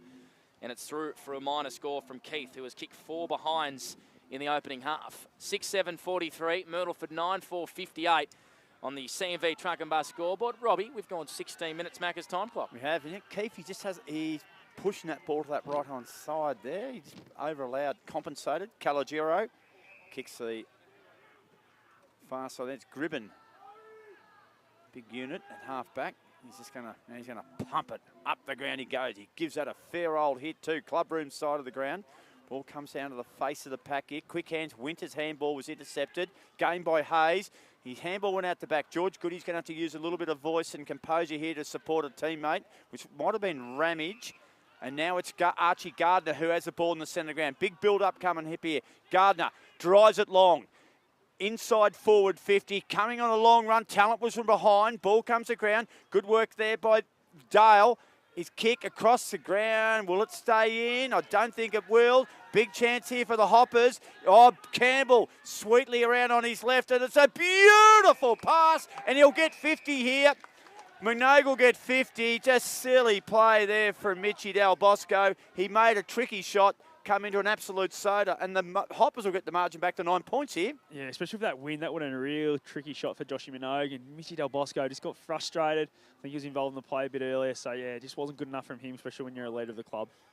Minogue will stroll in and kick it from 2 metres out. He'll get his 3rd goal, and a badly needed one, and the Hoppers do get that third goal through Minogue. Score goes up to 49. They trail it by 9 points. And we've got a player coming off the ground here, Monty, for Myrtleford. Reece Grant. Yeah, Reece Grant just looks a bit proppy, doesn't he? So I'll have a keep an eye on him, but yeah, not looking good. I think it might be an ankle. Yeah, great finish there by Minogue, and just a silly mistake by Mitch Del Bosco, especially when Myrtleford is so up and about at the moment. 7 inside 50s for them. Still having a great quarter. Bowen Colangero, he's up to 7 disposals, but it's the man Archie Gardner. He's got the ball in the string this quarter. He's up to 8 disposals, 14 for the game as well. So he's providing some really good run for North Albury on the 40-wing stat sheet. So margin back to 9 points. 58 plays 49 on the CMV Truck and Bus scoreboard. Minogue with his 3rd. Murphydale's got 4. It's a shootout between the best 2 forwards on the ground. Maraca, couple of centre clearances for him. Del Bosco's under pressure. He's been brought down by Broomhead. Oh no. Mason Ring says, I'll have it. Ball up. Well done, Mason. They dodged one there, the Saints. Ball up, 65 around from North's goal. Goody kicks it into the channel, looking for Minogue again. Front spot in front of Forrest. 3 Myrtleford Saints at ground level. Just get it over the boundary line. He'll have it tossed back in 20 around from the Hoppers goal. They trail by 9, 49-58 on the CMV Truck and Bus. Here's Robbie McKinlay for Wang Motor Group. We'll go around the ground soon, Dan, for Wang Mazda. 19.5 minutes gone on the Macca's time clock. Hoppers would love one. Webb, ball spilled clear of him. Maraca was tackled. He might, play on to call. Gee, it's a big pack of players over the footy at the moment. It ain't going anywhere. And they're going to ball it up. You've got that around the ground scores, please, for Wangaratta Mazda, Dan? Yes, we do. Albury Tigers 7-4-46 to Coral Rutherglen 1-2-8. So it's been a low-scoring game since quarter time, that one there. A lot of players still around the footy. And Panda, I'm going to give you a chance to get a clearance here. It's 40 metres out from the Hoppers goal. Myrtleford lead 58-49. We've gone 20 minutes in the second quarter for Jayco. Albury Wodonga. Toss back up. Hands were good from Harrington onto Maraca. His kick's a wide one as well. Bounces in front of Booker and Weaven. Weaven used his body brilliantly. Hand passes to Hayes. He'll load up. He'll kick a steal line goal today. Julian Hayes with a monster finish. Woo! He's got 2, Julian. And the margin Monty is back to 3 points. Sometimes you just need your really good ball users to get it in their hands around 50, don't you? Because Julian Hayes is clearly North Albury's best kick, and he showed it right there. Just got it, set sail home, and straight through the middle. They needed that one, the Hoppers. Yeah, he's a superstar, Julian Hayes. 14 disposals for him and 2 goals. He's the best player for North Albury at the moment, so he's just in really good touch. Tim Broomhead, he's had a quiet second quarter. He's only had the 2 disposals after having 9 in the first, so I almost think that Myrtleford are putting a bit of time into him as well. Looks like Calvin's running with Broomhead at the moment. Okay, here's a chance out the back. Gardner overran the footy. Busy work here from the Saints. They forced the ball inside forward 50. There's no kicks or handballs involved. It was just a bit of paddling and pressure. And umpire's going to ball it up. 58-55, Myrtleford lead. 21 minutes and 25 seconds gone in the second quarter. Really good game of footy. Maraca, high kick. Murphydale looms. Good work by Ramage. Got the ball to ground. Broomhead was the fall of the ball. Murphydale got a hand on it. King intercepted for North Albury. Got a handball to Jack Reynolds. Reynolds kicks it towards centre wing. George Goody puts on the clappers. Big play coming up here. Del Bosco was terrific. Won the footy. Got a handball to a teammate. Tackled. Ball came out. Gee, the footy's hot. Over the head. Look away handball. Del Bosco was there. Asked for the ball. Couldn't get it. Falls away of East goes short, and Levi Young marks 45 metres out directly in front for Myrtleford. Yeah, straight away, he looked like he wanted to get it moving quickly to a teammate, but straight away he got a teammate say, hey, just have a shot on goal. So he's just relaxed now. Levi just needs to go back and put this one through. North Albury's had dominance for the last 4 or 5 minutes. They just need to make sure they convert here, Myrtleford. Kicked a goal in every game he's played this year, Levi Young. 48 metres. Gee, he's got a good boot on him. It's going to drift. It drifts, and it goes out of bounds on the full on the right-hand side. So definite indications there, Mont, that ball pushing to the western side of the ground. Yeah, definitely coming across the ground a bit. Oh, dangerous kick from Cullen. Put Ramage under pressure. Here is the clamps from Myrtleford. Coleman with a good tackle. Hand passes it back here to Calvin, who was grabbed a little bit high, brought down by Hayes, and he's been pinged here, holding the ball. Great umpiring there because he ducked into that panda originally. Excellent umpiring. Great tackle from Hayes, who's clearly North Albury's best player on the ground at the minute. Deep in his own defence. Beautiful kick. Finds Goody. That was Clint Harvey, the umpire. Still in his own D50. So Saints by 3, 58-55. As we near half-time for Jaco Orbridonga. Goody's kick was a shocker. Smothered. Here's a chance for Myrtleford. East onto Lockie Murphy-Dale. Tries to get around Broomhead. Hand passes it to himself. A little bit selfish there from Lockie. Yeah, I reckon. Yeah. I don't know whether it was Murphy-Dale's contact or the contact with a post, but he's in a bit of trouble here. Is it his shoulder or is he knocked out? I think he's knocked out because they called for it straight away. And Murphy-Dale pointed to his shoulder. He accidentally ran into his shoulder, I reckon. So Julian Hayes has not moved. And we're going to have a stoppage in play here, it looks like. Straight away, boys, it looks like. So that's not what you like to see. Oh, they're a bit worried about it. They are indeed. They're trying to, So they're a little bit worried about Julian Hayes here, who's down behind play. Myrtleford lead 58-55. Paddy Stowe, the head trainer, who's one of the best in the business, running out for North Albury. Just to tend to Julian here. So if you just joined us, Murphy-Dale ran the ball out of bounds. Had some sort of collision with Hayes, who looks like he's in a little bit of strife behind the goals here. Stretcher, definitely was a stretcher. Paddy Stowe is calling for the stretcher here. So it looks like Hayes is going to come off the ground. It was. Yeah. What happened, Lockie Murphy-Dale had the ball and he handballed it in front of himself, tried to regather. Julian Hayes headed him off at the pass, right near the behind post, between the behind post and the goal post. Anyway, I reckon Julian Hayes has ran into Lockie Murphy-Dale's shoulder. Or collided with the post. Yeah, or perhaps even clipped the post, but there's plenty of padding on that post. So there's certainly nothing untoward about it. It's an interesting one. I definitely missed it, if I'm being honest. Like, it was just such a quick moment that it happened. Yeah, Murphy-Dale was trying to make a real clever play with the ball, I reckon, Mont. We're just having a bit of a look back on the live stream here. Panda, we'll let Panda have a look at that one and see what pans out.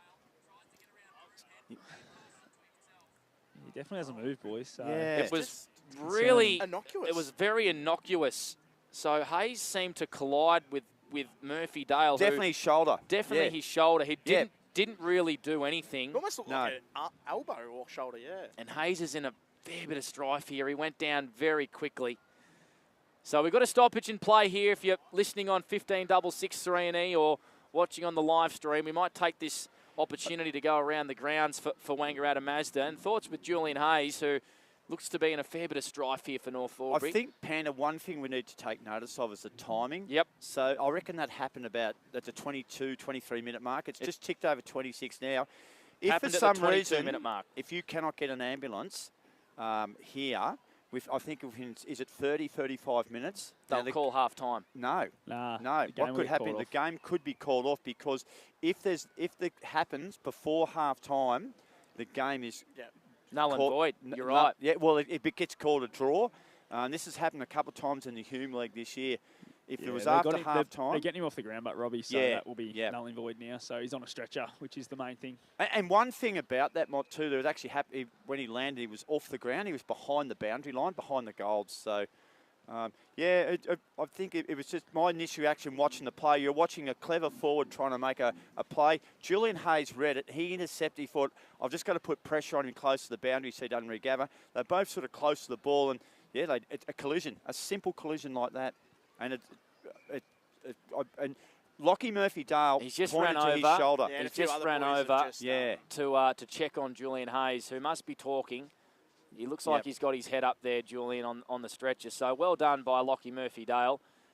Wonder what impact this is going to have on North Albury now. He's been their best player. By a long way, Monty, hasn't he? So this can go one of two ways, can't it? Yep. Absolutely. Can either galvanise the group for North Albury, or they can drop their heads and go, geez, he's been killing it for us. What are we going to do now? He's going to fill the void. But I just hear the bench saying, next man up, whoever takes his spot needs to play their role. So that's the important message now for the Hoppers. So they're going to be one man down for most of the day. North Albury, as Julian Hayes is coming off the ground. What were his stats, by the way, Dan, for 40 winks? Julian Hayes had 15 disposals and 2 goals, so he was their best. Not a bad half of footy. He just kicked... Or not even a half. He was fantastic. 2 minutes before that, he just kicked an incredible goal from 50.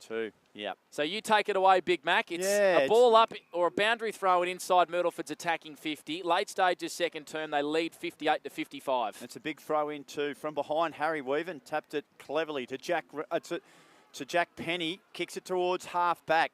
Numbers over the footy, sit with Myrtleford. Now they'll break through here. McCarroll to Maraka. Was tackled straight away. George Goody read the ball. Might be advantage played here. So Goody says, I'm going to take the game. Have a look at this. There. No one near the footy. There's a plethora of Myrtleford Alpine Saints there, led by Levi Young. He gets it inside his defensive 50. Kicks it across the ground. Finds Harrington. Harrington will be keen to run the ball here. He does. He looks for Riccardi, and Riccardi marks at centre wing. He does. In the long sleeves, Brodie Riccardi.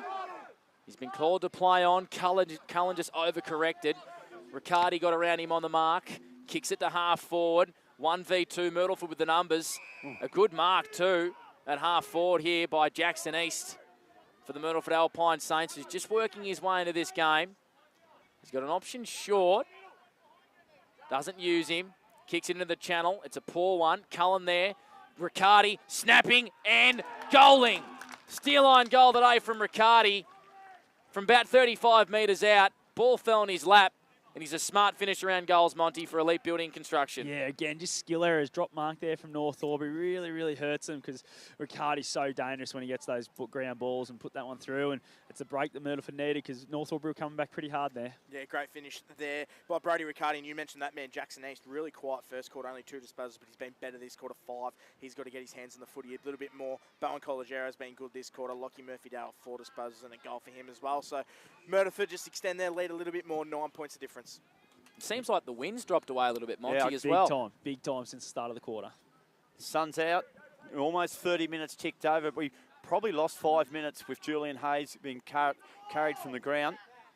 Myrtleford are going to go into attack again. Capillari, it's good work there by Foster Gardner. He knew he was a left footer and he wanted to get around on it, and young Gardner made him work on his right, and he won a free kick. He plays on immediately. Kicks it inside forward 50. Minogue was there. Ball over the back. Chance for the Hoppers. Talent went at the footy. Couldn't get it. Here's a chance now for Archie Gardner. Slung to the ground. Play on. Handball was tight.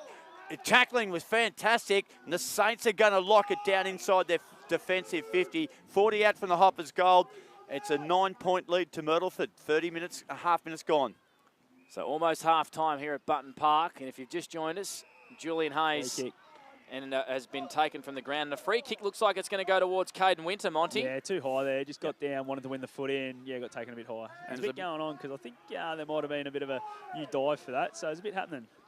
Certainly is between the two sides. A lot of feeling in this one. So Caden Winter kicked the first goal of the game.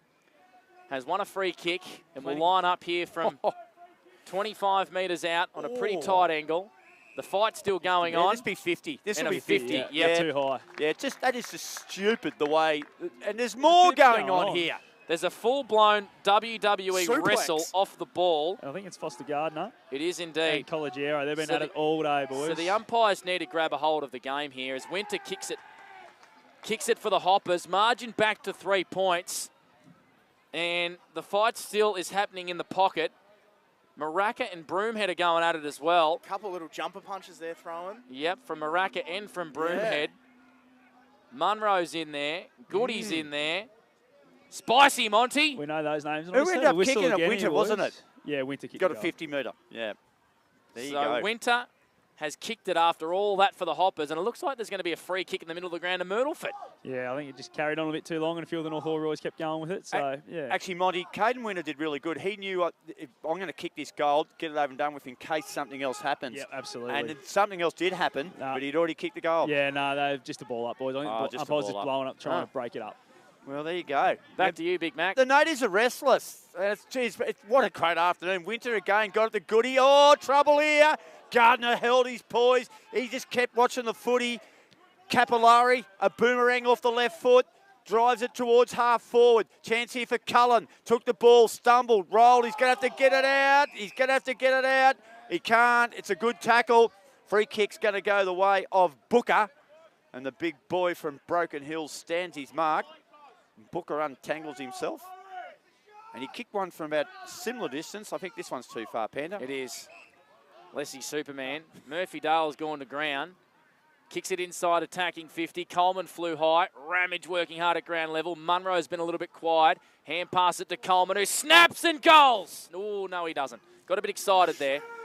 Through for a minor score from Coleman. And the margin is out to 4 points. Myrtleford 65, North Albury 61. 33 minutes have passed on the Macca's time clock. That's, of course, Dan Vaccaro because Julian Hayes was knocked out and taken from the ground. Yeah, he has. And Caden Winter, who just kicked the goal earlier, boys, he's been fantastic. 13 disposals for him for the day and 2 goals as well. So one of the most important players for North. Weaver nearly took a Mawson's concrete mark of the day there. He likes to have a bit of a fly, Harry. He's going to have to head back and man up now. So ripping game of footy. 19 goals for the half. 10-5. Myrtleford, North Albury 9-7. 34 minutes almost ticked over. Goody got a handball out the back to Archie Gardner. Quick hands to Penny. Now on to my boy Jack Reynolds. Kick from Jack. Bounce is critical here. They've got a beauty here, the Hoppers. Running onto it there was Campbell. It wouldn't quite sit for him. Gee, pulled out a big tackle. And Mason says, yes! Free kick goes away at Campbell.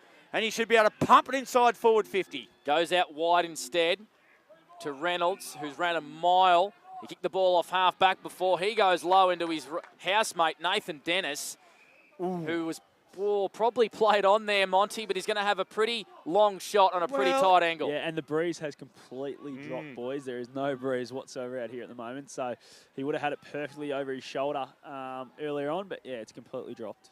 So he's in front of the can bar here at Button Park. He'll kick this from 50.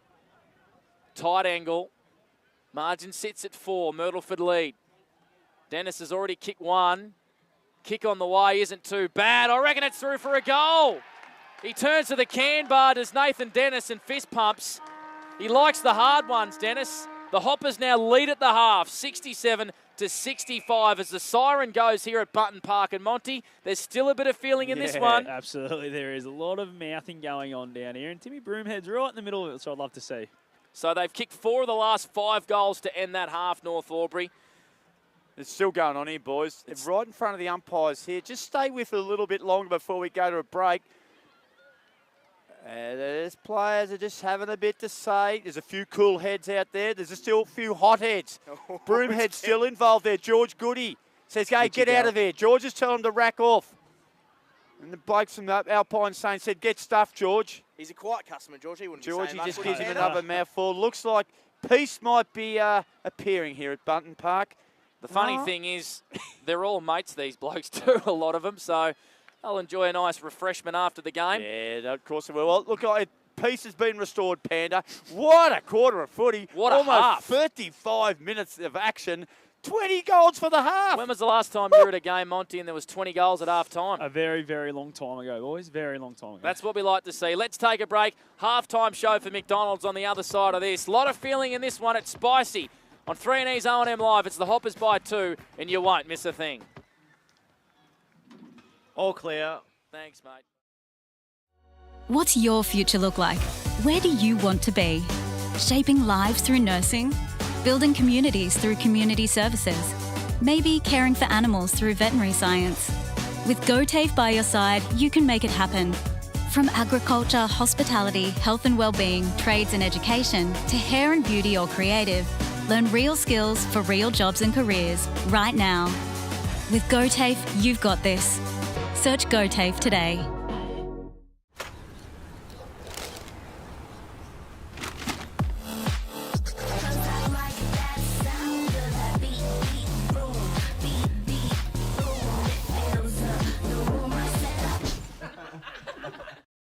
At 2AY, we're your home of live sport.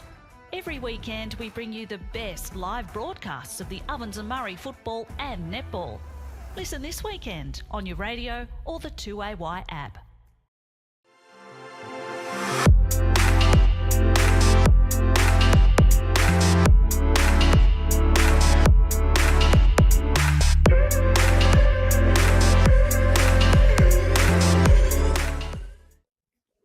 Adroit Insurance and Risk, your local insurance advisor, able to tailor insurance programs to support your business. And we're proud to support our local community.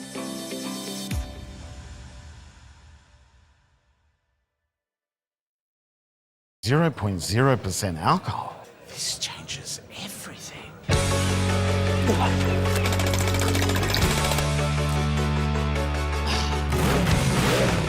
Rewrite the rules. Carlton Zero.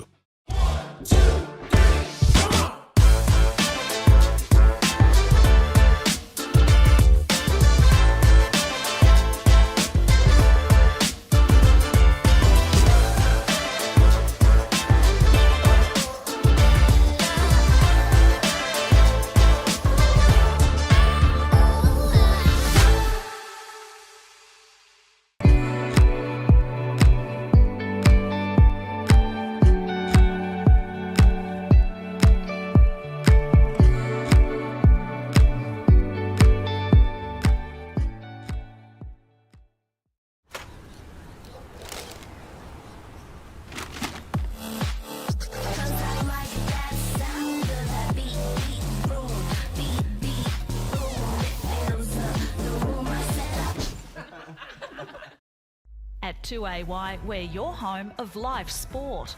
Every weekend we bring you the best live broadcasts of the Ovens and Murray football and netball. Listen this weekend on your radio or the 2AY app. Pain or injury can stop you from living life to the fullest. Albury Wodonga Private Hospital specialises in advanced orthopaedic services and offers a full range of care from diagnosis to surgery and rehabilitation. Get back to the life you love with our support.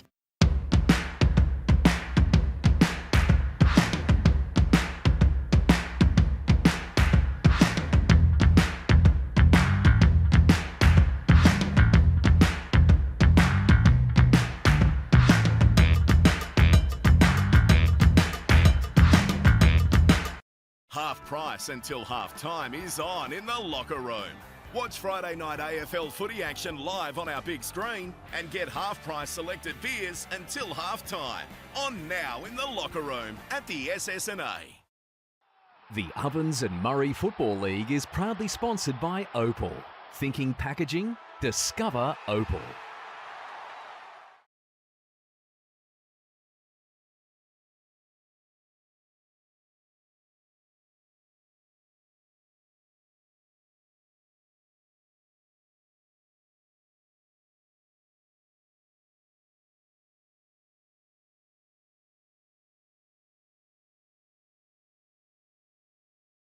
Bunton Park, where we are seeing an absolute cracking game of Ovens and Murray football here to start round 10 off. We've seen 20 goals in the first half, which is the first we've just set off air, Dan, for a very, very long time. We have not seen 20 goals. 9 in the second quarter, 11 in the first, and the scoreboard reads 10-7, 67 North Albury. 2-point lead over Myrtleford, 10-5, 65. And Dan, what a half of footy.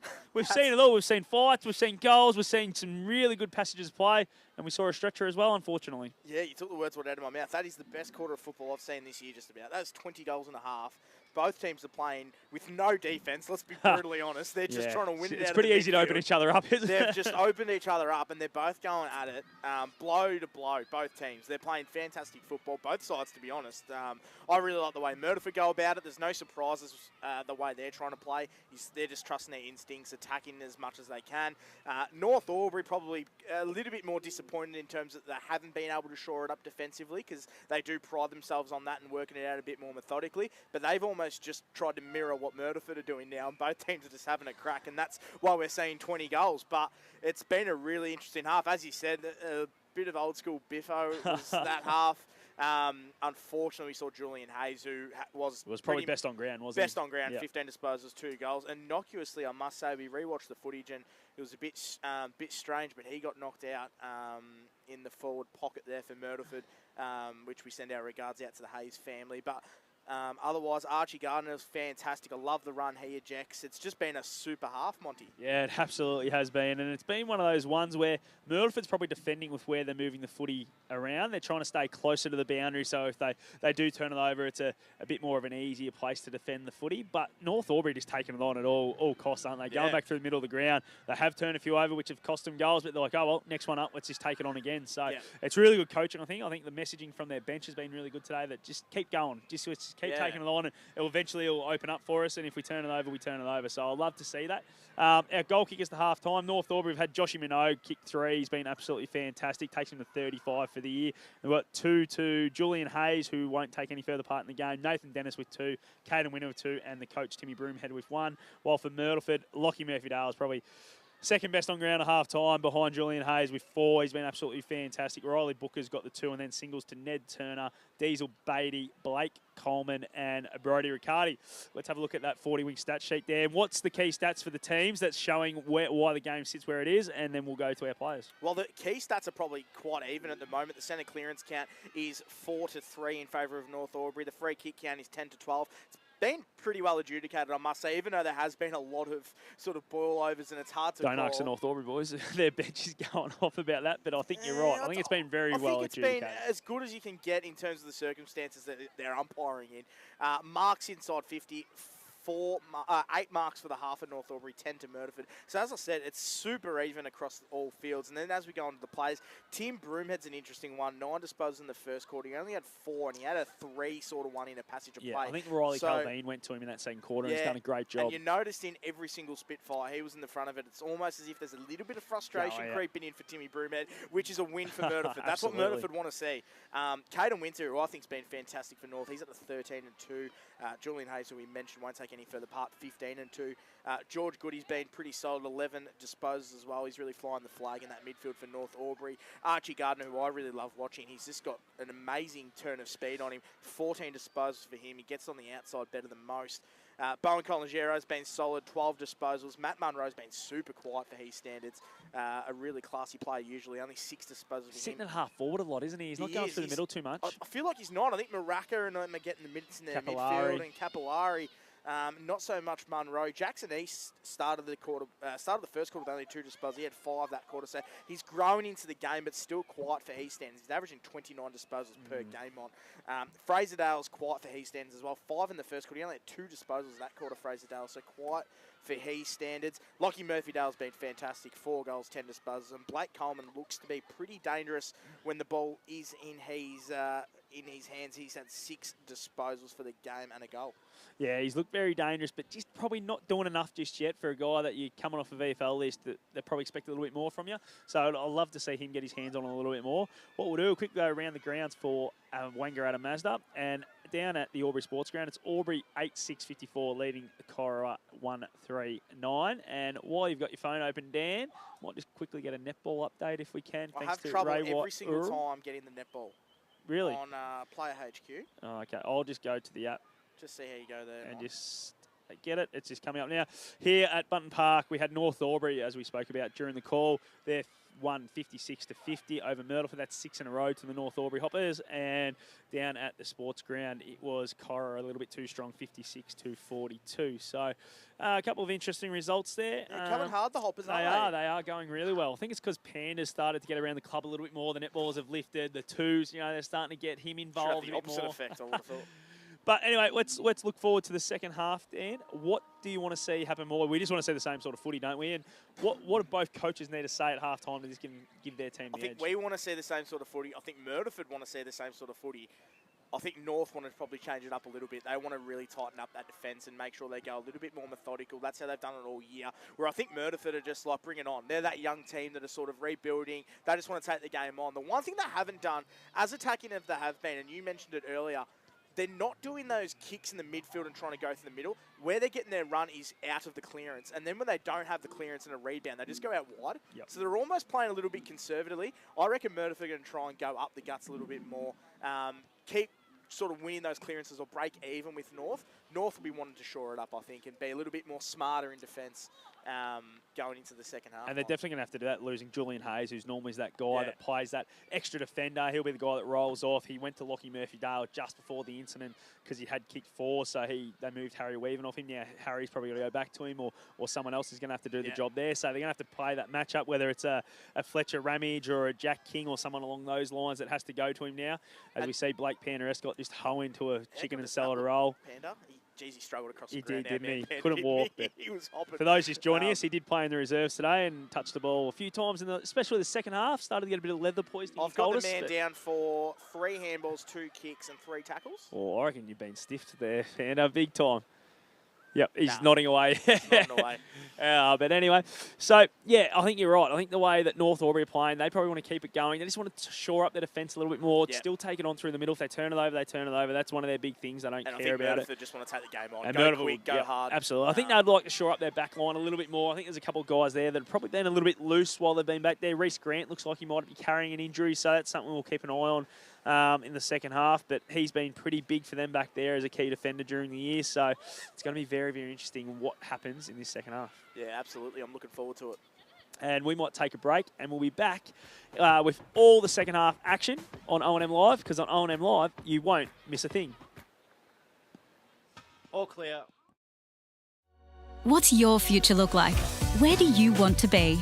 Shaping lives through nursing? Building communities through community services? Maybe caring for animals through veterinary science? With GoTAFE by your side, you can make it happen. From agriculture, hospitality, health and wellbeing, trades and education, to hair and beauty or creative, learn real skills for real jobs and careers right now. With GoTAFE, you've got this. Search GoTAFE today.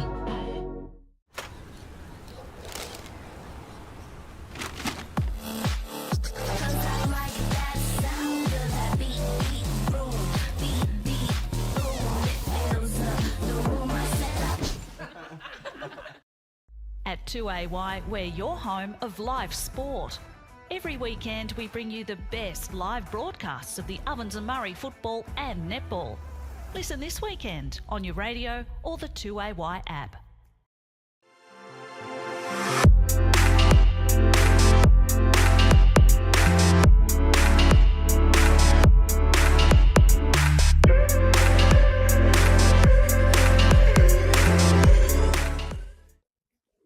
Adroit Insurance and Risk, your local insurance advisor, able to tailor insurance programs to support your business. And we're proud to support our local community.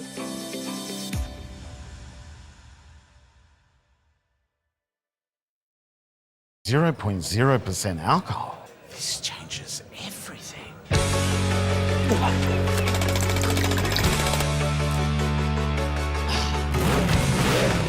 Rewrite the rules. Carlton Zero.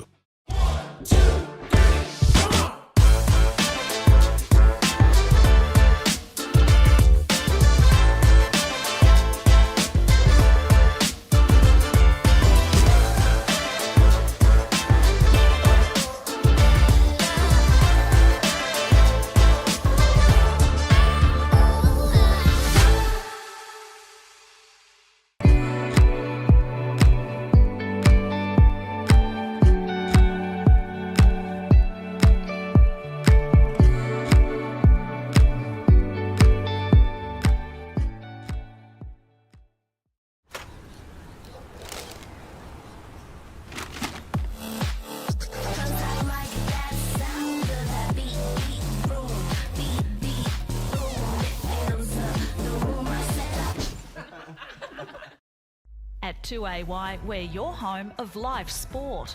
Every weekend we bring you the best live broadcasts of the Ovens and Murray football and netball. Listen this weekend on your radio or the 2AY app. Pain or injury can stop you from living life to the fullest. Albury Wodonga Private Hospital specialises in advanced orthopaedic services and offers a full range of care from diagnosis to surgery and rehabilitation. Get back to the life you love with our support.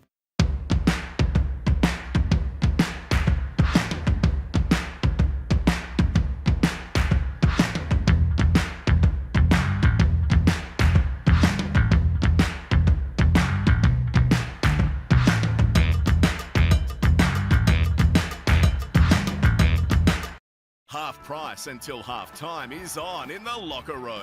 Watch Friday night AFL footy action live on our big screen and get half price selected beers until half time. On now in the locker room at the SS&A. The Ovens and Murray Football League is proudly sponsored by Opal. Thinking packaging? Discover Opal.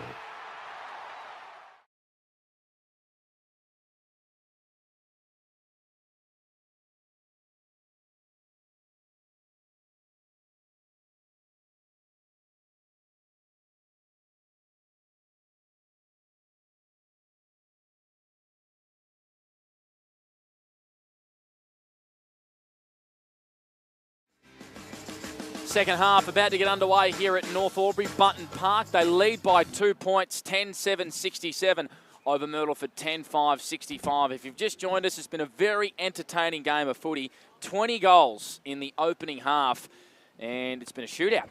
Murphy-Dale's kicked 4, Minogue's kicked 3. And as I said, we've got a really entertaining game of footy. If you've also just joined us, Julian Hayes, gun half-back for North Albury, had 15 disposals and 2 goals up until the point where he was knocked out in a really innocuous incident between him and Lockie Murphy-Dale, who will be in no trouble whatsoever for that. And Julian was stretchered off. Blake Pandaress with you, Robbie McKinlay, Dan Vaccaro, Scott Montgomery. It's going to be a ripping. More of the same, Monty, I reckon, in the second half, hopefully. That's what we want, isn't it? I'm sure Funky and Timmy Broomhead don't want exactly the same. They want them to kick away, but we'd love it to be like this for the rest of the game. When we another 20 goals in the second half would be fantastic, and a result with a margin similar to this would be fantastic to either side. So the time clock has already started. There you go. On the well, I'll hold mine back. You hold yours back, Big Mac. Hand it, because the umpire holds the footy aloft. The third term's underway here at Button Park, and a really entertaining contest for Albury Wodonga MG. Get in and see Anthony Mimo and the crew. They'll look after you with a beauty. Capillari out of the middle again, like Myrtleford have done all day. Won most of the centre clearances. Ramage does well. Sweeps a hand pass over to Campbell. Gives it back to Ramage. Tim Broomhead looks like he's gone back into defence, maybe to play that Julian Hayes role. King kicks it out wide, finds Reynolds. He's got Penny over the top, wants to get onto him straight away. Penny juggles it, drops it on centre wing, allows Harrington in. Hand pass it to Calagero, who gets around a man, kicks it into attacking 50, caught behind Riccardi. King marks for the Hoppers. No score. We've played around 30 seconds in the third term for Albury Wodonga MG. How was Fletcher Ramage's first 20 seconds? 3 quality possessions there. As now chance for Archie Gardner. Handball, he was caught. He got a hot handball from young Duncan. Now Myrtleford for McCarroll. Late in. Yeah, late in for Jacobs. Kicks to Riccardi. Both in long sleeves. Oh, the idea was right. The execution wasn't quite there. He had Murphy-Dale, a sneaky lead to the right-hand pocket. They acknowledged each other. It was just one of those ones that went wrong. I reckon he was going to have a shot when he took off Boys, and then at the last minute this side he of the spotted chain. him. Yeah, I agree.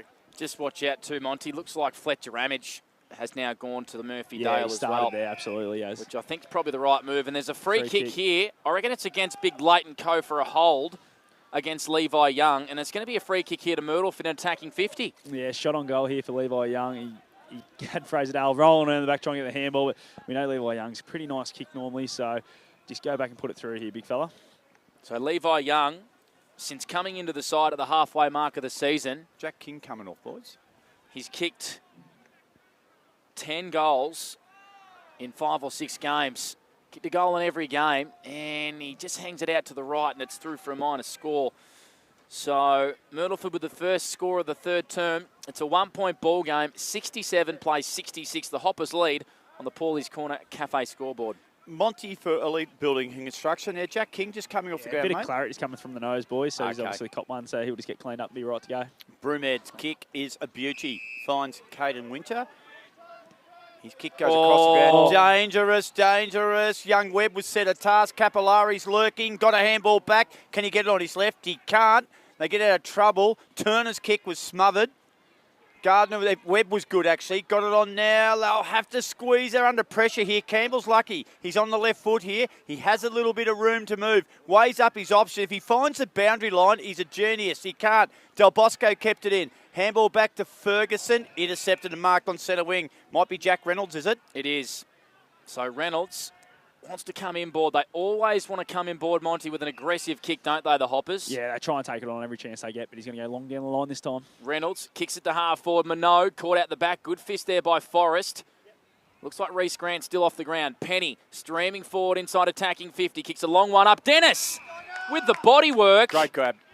On Horrigan. Read it beautifully, and he's going to line up for goal number 3. He's one of those guys, and he's just unassuming as a forward, but he always hits the scoreboard, and he always seems to outmuscle bigger opponents, and it was a great job there from Nathan. He's going to go around the corner here. It looks like, no. He's not, is he? I reckon he's going to go around the corner. I don't think he's sure what he's going to do. It's the new thing, guys. No, don't like it. So Nathan Dennis, he'll kick from about 30 metres, runs around, snaps it through for a goal. Love it. Says, stuff your Big Mac. Nathan Dennis with his third. A steal line goal today. The Hoppers with the all-important first one in the third. They lead by 7, 73-66, Dan Vaccaro. Yeah, and that really good contest is still continuing in the second half. It's still end-to-end stuff. North Albury good.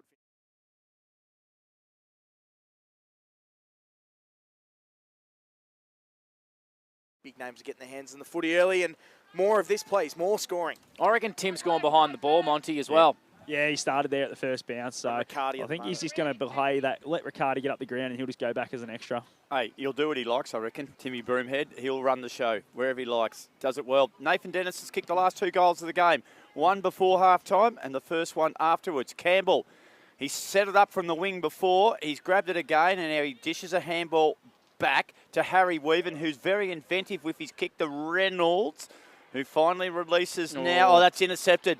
Capillari got it onto Coleman. Coleman goes short, and he finds Brodie Riccardi 40 out directly in front. He'll go back and have a shot. Yeah, the pressure from the midfield and through the middle from their half forwards of Myrtleford today has been absolutely first class. They've been able to turn the footy over in really dangerous positions, and they just need to make sure they keep doing that, and really smart play going inside 50 there. Found the short.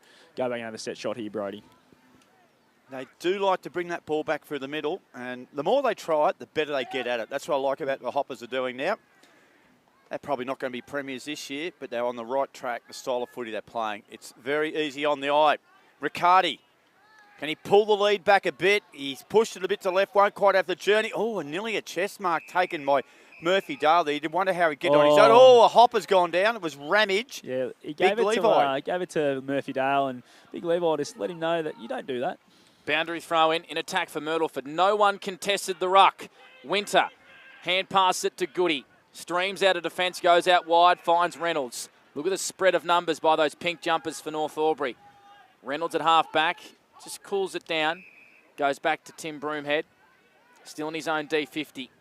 So the Hoppers were the only goal in this third term. We played 5 minutes for Maccas. Just a quick one too, boys. Matty Munro started this quarter off and hasn't been on yet, so that's a bit of an interesting one. We'll keep an eye on what's going on there. He looked quite sore at the end of the Albury game last week. And he was sore at quarter time, boys. He was indeed, and he hasn't had much of the pill, has the gun. Foster Gardner is in a lot of trouble here. The pressure from Myrtleford's brilliant. They looked away there, North Albury, and Myrtleford put the clamps on, and now they force a stoppage. Just 4 to centre in their own attacking half. Here's Robert McKinlay. Not a great time to change there. It was Cooper Summers was going to change. He left the scene of the crime to go to the interchange bench 50 metres away. Strange. He got told to go back. Go back, young man. Jack Reynolds, he started the second half in great style. Ball bounces free inside forward 50. Talent cleverly. Tapped it to Minogue. He swiveled. He pivoted. He kicks inside forward 50. Great kick. Big chance here for young Webb, is it? Screws it. No, it's Gardner. Foster. And he's kicked a behind. Had more time. He did have a little bit more time. 8 points to lead to North Albury. 7 minutes gone in the third quarter for Albury at OMFNL. And Jack Reynolds is just keeps putting his hand up for that team of the week, and he just keeps getting knocked down. Take it away, Fraser Dale Goes to Caligiero. Interesting kick trying to exit defence. Winter made Calvin work for it. Ball hits the deck, and here comes the pressure from the Hoppers. Goody over the football. He was ripped away. Hand pass it to Minot. Good pressure from Maraca. He was crunching a big sandwich. He's caught holding the ball. Good decision. And Myrtleford win a free kick in their own defensive 50. Been really good today, Maraca. 50 games for Myrtleford Saints as well. Forrest, hand pass it to Caligiero, who had another player coming the other way. Had to kick it in a hurry. Coleman got 2 hands to it. Wasn't able to mark. Looked like Weaven's gone to Coleman. Booker, hand passes it out to Del Bosco on centre wing. Kicks it to half forward. Foot race. Duncan up against Horrigan. Duncan did really well. Wins it back here for North Albury. Hand passes it to Ramage, who has to get around a man. Good pressure here by the Saints. And there's a free kick, Monty. It's going to go the way of the Hoppers. Yeah, just too high there. He's got a bit overzealous with the pressure. And, and smart here by Lockie Murphy-Dale. Just going to let his players all get back behind the foot. He's not going to go get that for North Albury. Just leave it. Didn't the old Hoppers in the outer, that parochial mob near the kiosk, that area there, the entrance. They let them know about it too. So it's an 8-point lead to North Albury. 8.5 minutes gone on the Paulie's Corner Cafe scoreboard. And they drive the ball to half forward again. The Hoppers out of the back. Myrtleford got the numbers. Caligiero is good. Got it now. It might have been Levi Younger. Oh, barrel! It's a beauty too because it's carried to full depth. And it's gone to Lockie Fraser-Dale. His kick is short.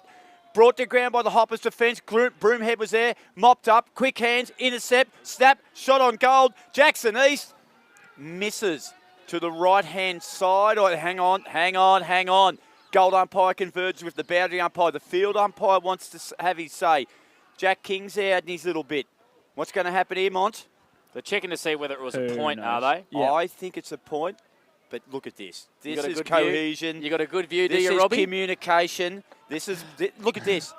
This is going to go. They will not stop till they get a definite answer here, We'll get Travi to just check on the camera replay straight away, see what he can do. Gold umpire looks like a stuffed plover. So it's out of bounds on the full. He said it would have. Hang on. No, it's a boundary throw. It's touched off the boot, Panda. Well, there you go. Hey?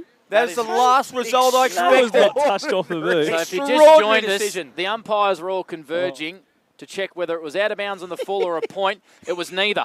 It was touched off the boot and a boundary throw-in. The Hoppers kick it out of defence through Broomhead. You're guessing, Panda. Here comes Minogue. Got a hand pass away to Gardner. Really clean at ground level. Knew he had a runner out to the left. It was Reynolds. Gave it back to Gardner, who kept running. They link up beautifully by hand, the Hoppers. Bit of an ordinary kick to half forward by Reynolds. Del Bosco at ground level. Good hand pass into the late inclusion. It's McCarroll. Does anyone know his first name? No. King Jack intercepts here across swing. On to Harry. Yep, Jack Penny. Good kick inside attacking 50. Dennis at ground level has a little bit of work to do for the Hoppers. They pile in on Dennis, and we're going to have a stoppage inside attacking 50. 74 plays 66. It's an 8-point lead to the Hoppers. We've played 10 minutes on the Macca's time clock. Third term, Big Mac for Albury-Wodonga MG. Yeah, it hasn't been as many goals kicked, but tell you what, it's still a good game of footy. It's only been the one goal. North Albury have got it, and they've got their lead at 8 points. Next goal critical here. East was spun around to the west, and he still kicked it. Short handball's good. You like that one, did you, Vax? Archie Gardner fortuitously kicked it to his brother. Well, that's just brotherly love. And that's what happens in the backyard all those times. He knew he's probably not a good kick on the run, and he just got it to Foster, and he'll have a shot. Mont 30 out directly in front. He will. Small forwards always play in front, don't they? And those kicks that just come off the boot and tumble forward, they're normally the guys that are in front and ready to take the mark. And well done there, Foster Gardner. He's worked pretty hard today to get this shot on goal. 30 out directly in front. Fozzie Gardner has kicked it. He just squeezed it in alongside the right-hand goal post. And that margin goes out to 14 points now, which is the biggest lead North Albury have had since halfway through the first quarter when they led by 19 points. They get the second goal of the quarter. And as I said, Dan Vaccaro, 14-point lead. What do the stats tell us? Yeah, a bit of breathing space now for North Albury, which is really handy in the third quarter. Probably hasn't been that goal-scoring sort of exhibition that we saw in the first half, but still a really tight contest. 5 inside 50s for North Albury, 4 for Myrtleford. Archie Gardner been fantastic this quarter. He's had 4 disposals and 18 for the game. So they kicked the last 4 goals, the Hoppers. They're trailed by 9 points, up to 17 in that second term, and now they lead by 14. A mini break here. Who will answer next? Goody's dived on this footy, in a little bit of trouble. Broomhead just ekes a kick out of the stoppage. Del Bosco did well against Webb. Falls to the way of Maraca, who grubbers it inside forward 50. Bounce, beats everyone. Out the back, Cullen. Hand pass it to Ramage, who went to ground. Has to get rid of it. Asks a lot of King. Ned Turner does well. Ball just frolicking around the edge of the 50 here for Myrtleford. Beatty, big swooping hand pass out into Capillari for the Saints. Wants his left foot. Tries to find Turner. Winter did really well for the Hoppers. Comes back here to Beatty. He was brought down straight away. Hand passes it to space. Damon Harrington comes through well. Spins out of trouble. Kick's not great. Broomhead marks for the Hoppers in D50. They lead by 14. Yeah, been a masterstroke, Timmy Broomhead. Just putting himself behind the ball there. Lesky has it, centre wing. Spots up my boy Jack Reynolds. Climb him, Jack. There he goes. He took it on the chest. Jack plays on. Kicks it inside forward 50. Beautifully weighted kick. And he's found Nathan Dennis. And Jack Reynolds, he's playing some sort of quarter. Yeah, great kick from Reynolds there, just beautifully weighted. And again, that man, Nathan Dennis, we spoke about at the start of the quarter, just always seems to outmaneuver his opponent every single time, and a really good grab here. And he'll go back and try and extend this lead again. He works really hard, Monty, I reckon. He runs up the ground and he pushes back really hard into attacking 50. Nathan Dennis has already kicked 3. He's kicked 4. Dennis slams it through, the North Wagga Premiership player, and the Hoppers extend the lead. It's been a good quarter of footy. They've kicked 3 for the quarter. They've kicked the last 5 goals now. Dan, cop that for a 40-wing stat. How good's that? And what happens when your best kick goes down behind the ball? Julian Hayes, you just put the second best. And Tim Broomhead back there, he has been fantastic this quarter. 7 disposals after getting tagged almost out of the game in the second quarter. He's just come alive this quarter, and his kicking prowess off half-back has been fantastic, and they're able to transition quite easily there, and more breathing space for North Albury. It's a smart move, isn't it, from Broomhead, Brilliant Monty? move. Oh, it's unbelievable, yeah, just smart. They know they need that player that can set them up and can zone off, and he's the next best after Julian Hayes, so it's good to put him back there. I reckon Penny was in the ruck then for the Hoppers, which was just extraordinary. Has been during the day, actually, as their second ruckman at times. Interesting. Harrington kicks it forward for the Saints. At ground level, is working really hard as McIntosh finds a hand pass to Goody. Gets it onto Penny, who just jams it in the boot. Tumbles one inside attacking 50. Almost clean bowled Minogue, who punches it forward here to Webb. Grubbers it inside attacking 50. First on the scene there is Gardner. Wasn't able to pick it up. That was Foster. And then he jumps all over Riley Forrest. And we're going to have a stoppage inside attacking 50 for North Albury, who, Monty, they're winning all the important one-on-ones at the minute in this third term. They are, and the defensive pressure around the ball is just slightly eased off from Myrtleford, so they need to get back to that and get back to work. Minogue won the tap. He tapped it straight to a Myrtleford player who's been tackled. And how good's a quarter? Might been a Fletcher Ramage. Yeah, it's been fantastic. He's really stepped up, hasn't he? We haven't seen Lockie Murphy-Dale too often, so it's been absolutely beautiful from football from him. Yeah, really. And you know, this is the thing about the Hoppers, just what we've seen so far in this quarter. They've lost one of their guns in Julian Hayes just for half-time. They're all stepping up here at the moment. They've kicked the last 5 goals. Fraserdale tumbles it in towards the centre of the ground. Their ball might fall their way now. Coleman's got it. Coleman, ball in hand, a nicely weighted kick over the top. Diesel Beatty runs onto it, over the top. Munro, he'll turn around, he'll run in, he'll kick the easiest goal he'll do this afternoon. And they get their first of the second half. They get their 11th goal. And they've got the margin back to 14 points. Myrtleford 11-6-72. North Albury 13-8-86. And they did the damage in the midfield there, Dan. Yeah, they did, and just a quick break from Myrtleford. As you can see, they can still go so quick through that midfield. They love it. And Blake Coleman there was pretty smooth just to find someone on the corner of his eye and use his peripherals well there. Fraserdale getting involved in that play. And Myrtleford just nudge it back, and it's going to make an interesting last quarter. So Munro playing deep forward as well, Monty. You'd expect he's only just come on, so I reckon he nearly had 14 minutes off the ground to start this quarter, and then, just gone deep forward. So both sides, you have to say, pretty decimated with injuries on all front here at the minute.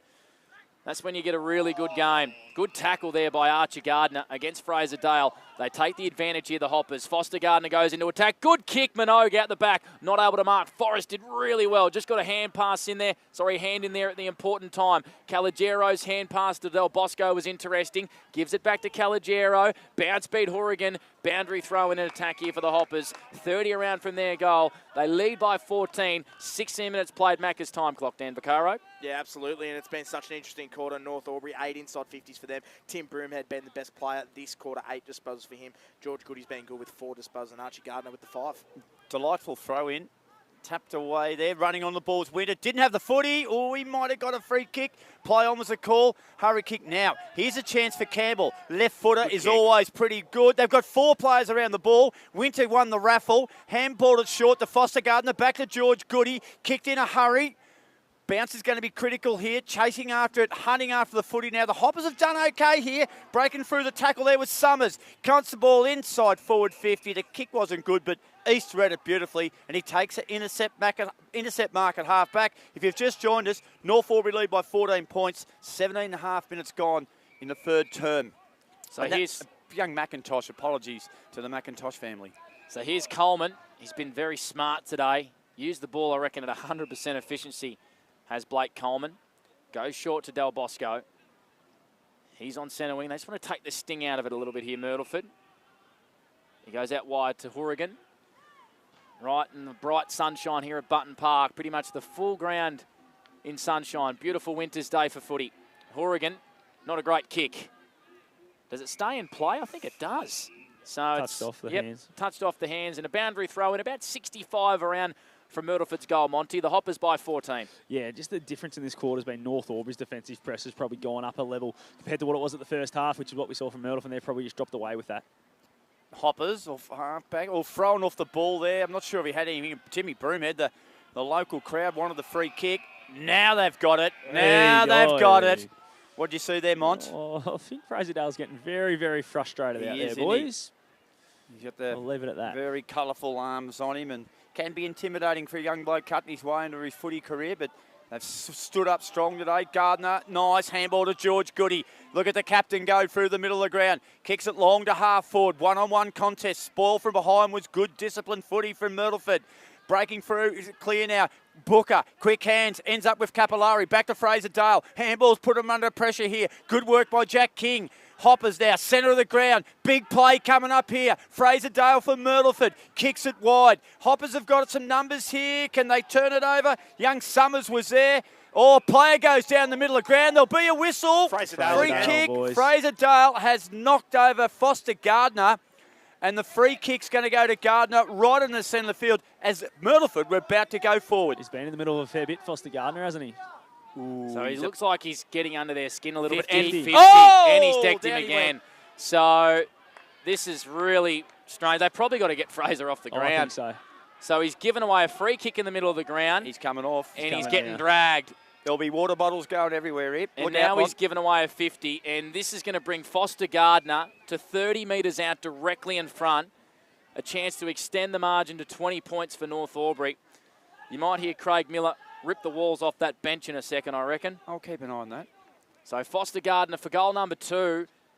Makes no mistake. He gets under their skin and he puts the margin back out to 20 points. 92 plays 72. The Hoppers lead. We've also played 20 minutes. Scott Montgomery for Maccas. Yeah, as you said, Fraser-Dale's just come off. Not overly impressed with what's going on out there. Obviously, they're getting under his skin a little bit, but yeah, Foster Gardner, that's what we know he's in the side for. He does that every week, and he gets the rewards for it with his second goal for the quarter. Yeah, smart by Foster Gardner for sure. He got under his skin, and Fraser-Dale showing his frustration. They got a goal out of it, so a lot of breathing space now for North Albury, and it's going to be a big mountain to climb now. But on the 40-wing stat sheet, it's Tim Broomhead, 8 disposals this quarter. George Goody as well on the 40-wing stat sheet, 6 disposals this quarter. It'd be fair to say he didn't make eye contact with Funky Miller, Fraser-Dale, as he come off the ground. It was just head down and off to the bench he went. Panda.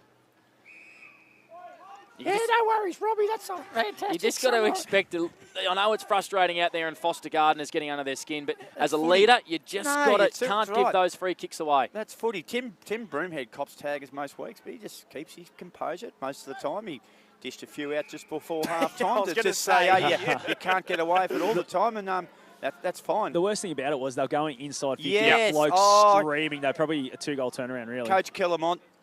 Did well. The big fella, he's just reefed it high up in there. Webb from behind. Who else brought it to ground? Picked up there by Jack Penny. Drives it long. Got the numbers to ground. Foster Gardner. Can you get another look at it?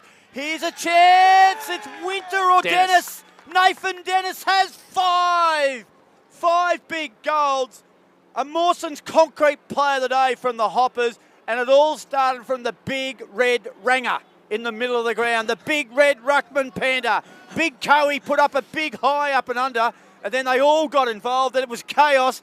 And Nathan Dennis said, I'll have a bit of this, and he kicked his 5th goal, would you believe? The Hoppers now lead it by 26 points. 22 minutes gone. Third quarter action. That's Big Mac at his best, Scott Can you Montgomery. run with Ranger? I can't believe you can say that anymore, can you? Might be a please explain from who kicked the goal. There was Nathan Dennis, and he's got 5. I know. Kicked 5 earlier in the year against the Wang Magpies, did Nathan Dennis. 3 this quarter, Panda.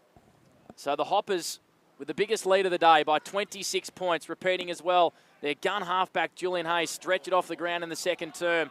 Myrtleford, things are just going. That is not holding that's the not football. holding the footy at all. That is tackled. a shocking call. It is indeed. North Albury run away with the footy through Archer Gardner. Open 50. It's with talent. Just too far out to score. Pops it up into the space. Lischke. Was he paid to play on? Deary me. Wow. Had to be front on contact against Liam Lischke. It wasn't a free kick against Maraka, who actually tripped over in the middle of the ground and was called holding the ball. That's probably an evener-uppener, I reckon. It's extraordinary. Ball up, inside attacking 50 here for North Albury. They lead by 26. Late stages, Macca's time clock third term for Albury Wodonga MG. Somehow, McIntosh wins the football. Capillari, hand pass it here to Forrest. He ran out of turf, did Capillari. As we go to Dan Vaccaro for the 40-wing stats. Yeah, well, dominant quarter by North Albury, 11 inside 50s to 5, so they're really running the show now. 98 to 72, so they are dominating. Tim Broom at 8 disposals on the 40-wing stat sheet. I'll give you another stat sheet in a minute, Panda, and you, Vax, and listen. You're never too old to learn, mate. It's going to be a ball up. No, it's not. Play on to call. They're going to rush it through for a minor score. They have kicked the Hoppers 7 of the last 8 goals. There you go. Extraordinary comeback. Gee, they're showing some character. Rush behind, leads now 27 points. They kick it to half forward, and the Hoppers are going to go inside 50 again here, Panda. By your man, the Henty boy, Leighton Coe. Oh, yeah. Well, poor kick from Campbell. It was an aggressive one in the middle of the ground. It's been chopped off by big Blake Coleman for the Myrtleford Alpine Saints. They go forward here through Munro. Wants to get it on really quick. It's an open 50 here for the Saints. It's a high up and under. Good fist there by Archer Gardner. Now he's got a little bit of work to do at ground level. Finds a teammate there working hard. It's Jack Reynolds. He goes out wide. It doesn't stay in. It's out of bounds on the full. He tried to find a teammate in Cullen, but it's a free kick to the Saints through Josh Maraka. He's too far out to score, is young Josh.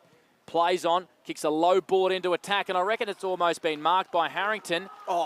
It's just been dropped. Hands. Okay, it had to be touched, didn't it? Just the bloke in front of him. Might have just got a hand to it. So a ball up inside the Saints attacking 50. They trail by 27 points in this third term on the Paulie's Corner Cafe scoreboard. Can they get a late goal here, the Saints? Archer Gardner pumped it back to half back. Over the ball there was Maraka. George Goody's there, takes control of proceedings with poise, balance, the whole lot, the whole caboodle from George. Kicked half forward, good grab taken by Minogue. That's where they like to run here, the Hoppers. Will they go tempo footy or will they just go and run? They've got numbers back, the Saints.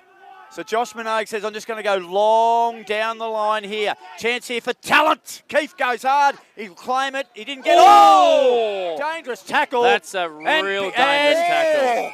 And here we go. Umpire Clint Harvey, take it away, Mont. You're right next to this. Yeah, just watching it. Yeah, that still wasn't happening. There's a report. Hello. He's going. He's off.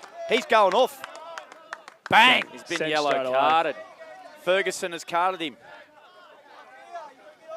He's gone. So what just happened then, Ferguson laid a real attacking sling tackle on Keith Talent, and he's been yellow carded here as the Myrtleford Alpine Saints player. In saying that, though, Keith Talent probably gave him one back on the ground. I'll tell you what, there is lucky there is no cameras because that was a big punch there. I think you'll find...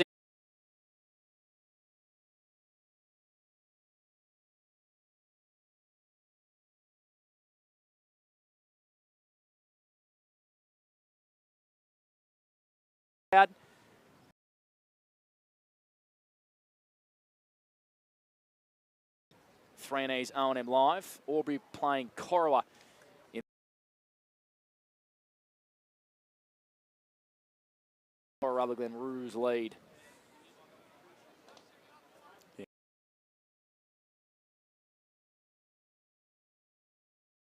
You've had a big day today.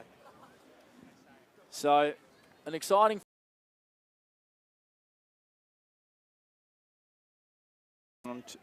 Murphy Dale has gone onto the ball. I like it. Yeah.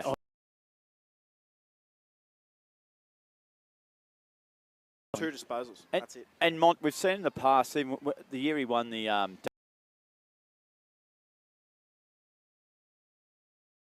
still a chance to kick a couple from the midfield if he gets going. Yeah.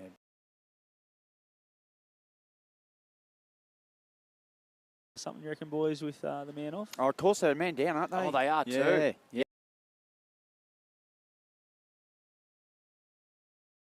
And Josh Murphy on Anzac Day, didn't it? So here we go, Big Mac for Cavalier.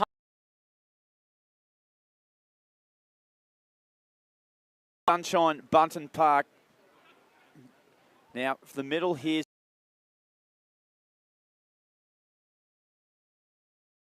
By Harry Weaven. Booker's regathered, tackles, slips through it.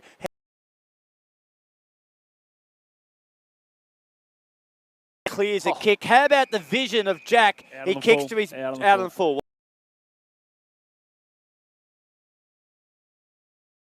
Stop laughing. Just about to give your man a rap. Yeah, well. And unfortunately. For the Myrtleford Alpine Saints. He's a highlight rule, is Blake Coleman.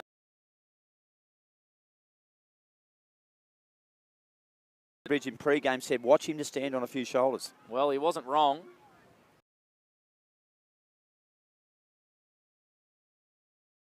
By halves. And he's just asking Hill the ruckman because no one wanted to go up for it.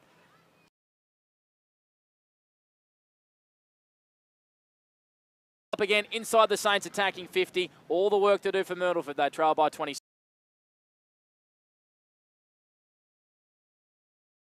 Today, Jack King just tracked his man well. Hey, guess who's got it? Jack Reynolds.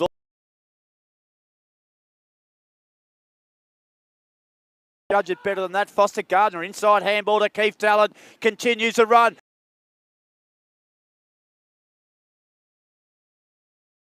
Gee, he was as stiff as Panda at Lake Buffalo. Big high up.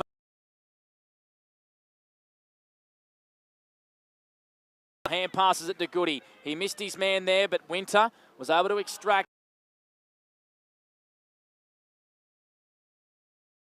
Lead by 27. 2 minutes played, Macca's time clock in this fourth term for Cavalier.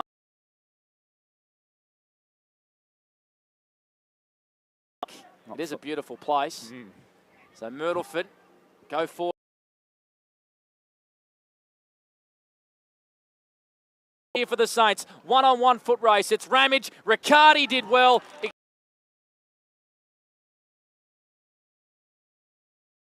Riccardi, and the Saints get the all-important first goal of the fourth quarter. They go to...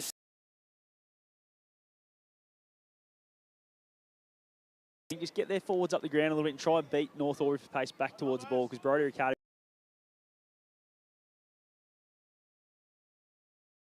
his opponent and just bang finished it off. Might be an interesting last quarter here, guys.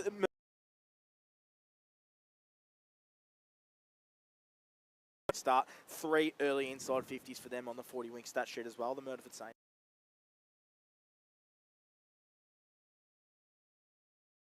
He's Coe, Gribben. Give it to Gribben and ball out the back to Calagiro. Capillari overrun.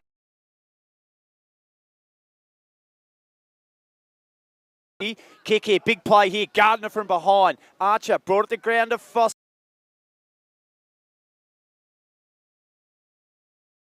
Diving mark by Dennis.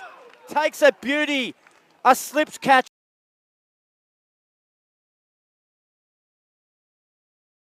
A Mawson's concrete play of the day by the Gardner boys. And Nath.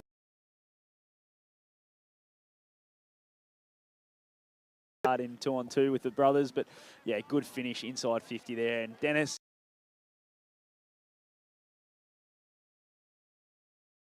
Almost identical. Nathan Dennis, he has 5 already.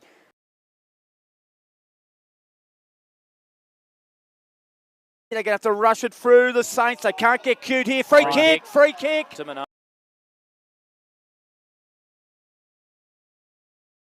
You made a penalty, Mont.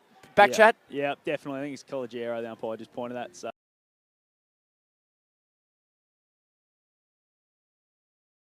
Josh Minogue today has kicked 3 already.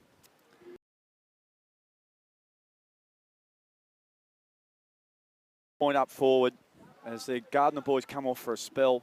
Gee, that was great. Kicks his 4th goal, and North Albury regain the lead.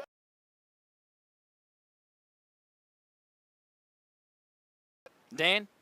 Got anything else, Dan? He's on his phone. Okay. Just checking the Hawks score.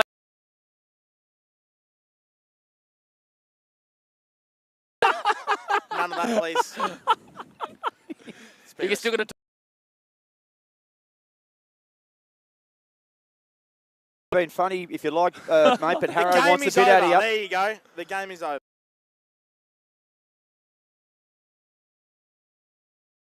Well, hopefully, let's see the same. He's flat now. So the Hoppers by 27, 128. Was brought down in a tackle and able to get a hand pass out. Foster Gardner's hand pass was half smothered. The Saints through McCarroll, just kick it inside, attacking 50. Weaven with a bit of work to do, same as Ramage. They get back in numbers here, the Hoppers. Weaven did well, goes back the other way and goes out wide here to Darcy Cullen. And he goes short, down at ground level diving. Here is Jack Reynolds, who has been pretty good today for North Albury. As soon as you give him a wrap, he almost turns it over. I can book it, touch that. Definitely touched it. It's been marked by Broomhead. He goes short to Goody, who can get and go. Straight down the middle of Button Park. Not a great kick at ground level for Talent. Foster Gardner did well. On to big Leighton Coe, who sends a big high up and under into 50. Minogue. Minogue marks 40 metres out, 45-degree angle, and this would probably put the game beyond doubt. Daniel already called that, but as Leighton Coe just got it on the boot, one-on-ones inside 50. That's what they're saying. Josh Minogue hasn't had a lot of that this year, but he's starting to get a few now and go back and get reward for effort, lining up for number 5. Great work from Harry Weaven, last line defence. He had a tough start to the day. A lot of people could drop their head, but he's bounced back beautifully. So Minogue's kicked 4. This would be number 5. Of course, Nathan Dennis has already kicked 5 for North Albury as well. He'll kick from probably 42, 43 metres on a 45-degree angle. Kick on the way is a pretty good one. He turns to the crowd. He's got 5. North Albury out by 33 points on the work locker Wangaratta scoreboard. A great finish, Monty, from Josh Minogue. Absolutely. That's what you want from your big key forwards. First to lead, get to the ball first, and then put it through the big sticks when you get your chance. And he's done that well today. Kicked 5 goals too and been absolutely fantastic for the Hoppers. Yeah, I think you boys will agree with me now. The game is all over there. What a finish by Josh Minogue and the North Albury. Oh, hello. Oh, you can talk this time. Yeah, I can talk this time. North Albury riffraff as well, just getting very rowdy on the other side of the ground. And riffraff. I like that, Dan. It's a good description. Also, I like to call them supporters.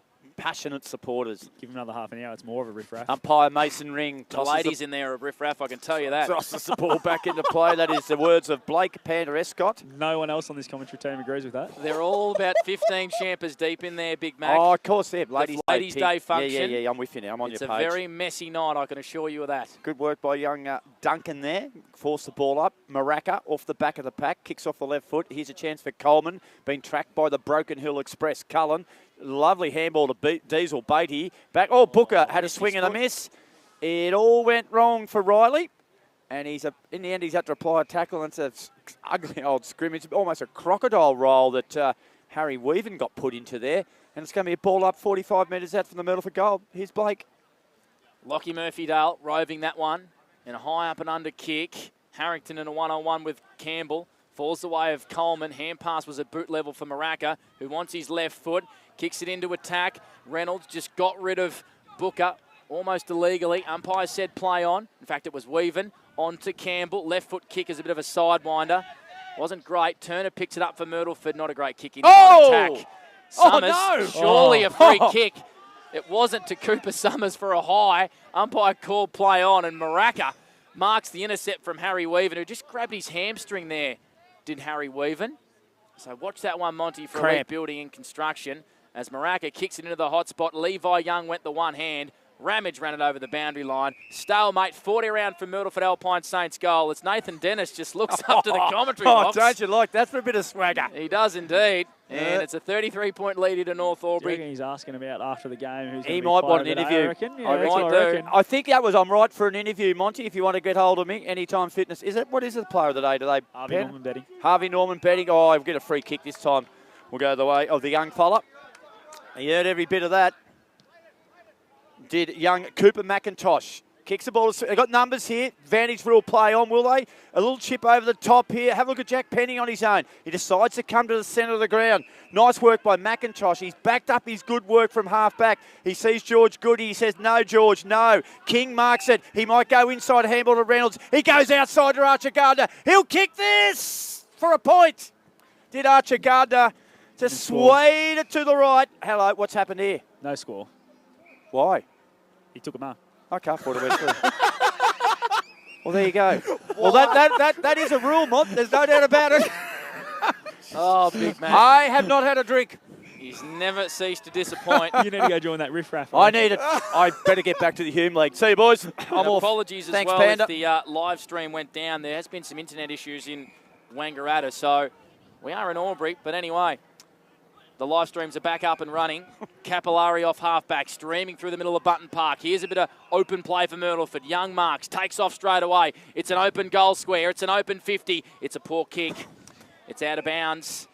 Had Riccardi streaming back to goal. Lockie Murphy-Dale as well, Monty, who just put his hands up there and said all you need to do was chip it into space. Yep, absolutely. It was a bit of a selfish kick there from Young, wasn't it? Needed to be a little bit better, bring his teammates into the game, because they need to kick a goal very quickly here to be any chance. Macca's time clock's gone almost 11 minutes. Hoppers by 33 on the Work Locker Wangaratta scoreboard. Nice high throw in. Coleman overran the footy. Weaven applied the tackle. It was crude. It was crude from Harry. He got him a little bit high. And Murphy-Dale is going to go back and have a shot on goal. He's kicked, remind me, boys, 4. And I think 3 of them came in the first quarter. Yep. They did. Yep. So it's have dried up a little bit. I think it's all a little bit too late here. They currently trail by 33 points. So they need to kick this and then another 5. It's a funny old game. It's been one of those days today. Murphy-Dale comes in and has hit the post. Hit the old Wilbur post, fair in the guts. It's 12-7-79. They've had their opportunities. Myrtleford 7 inside 50s to 2. Yeah. North Albury have scored twice from their 2 inside 50s. Great stat, Dan. We've been waiting all day for definitely had their opportunities. As Reynolds has it again at halfback. Poor kick. Put his coach, Tim Broomhead, under a bit of pressure, who picked it up at ground level, exited defence. Ball off hands. Winter, hand passes to Gardner, who fell over as he hand passed, and Myrtleford forced the turnover. Calagero flicks it over the top here to Harrington, who lowers the eyes inside attacking 50. Not a great kick. Spills out of bounds as Fraser Dale was leading into the pocket.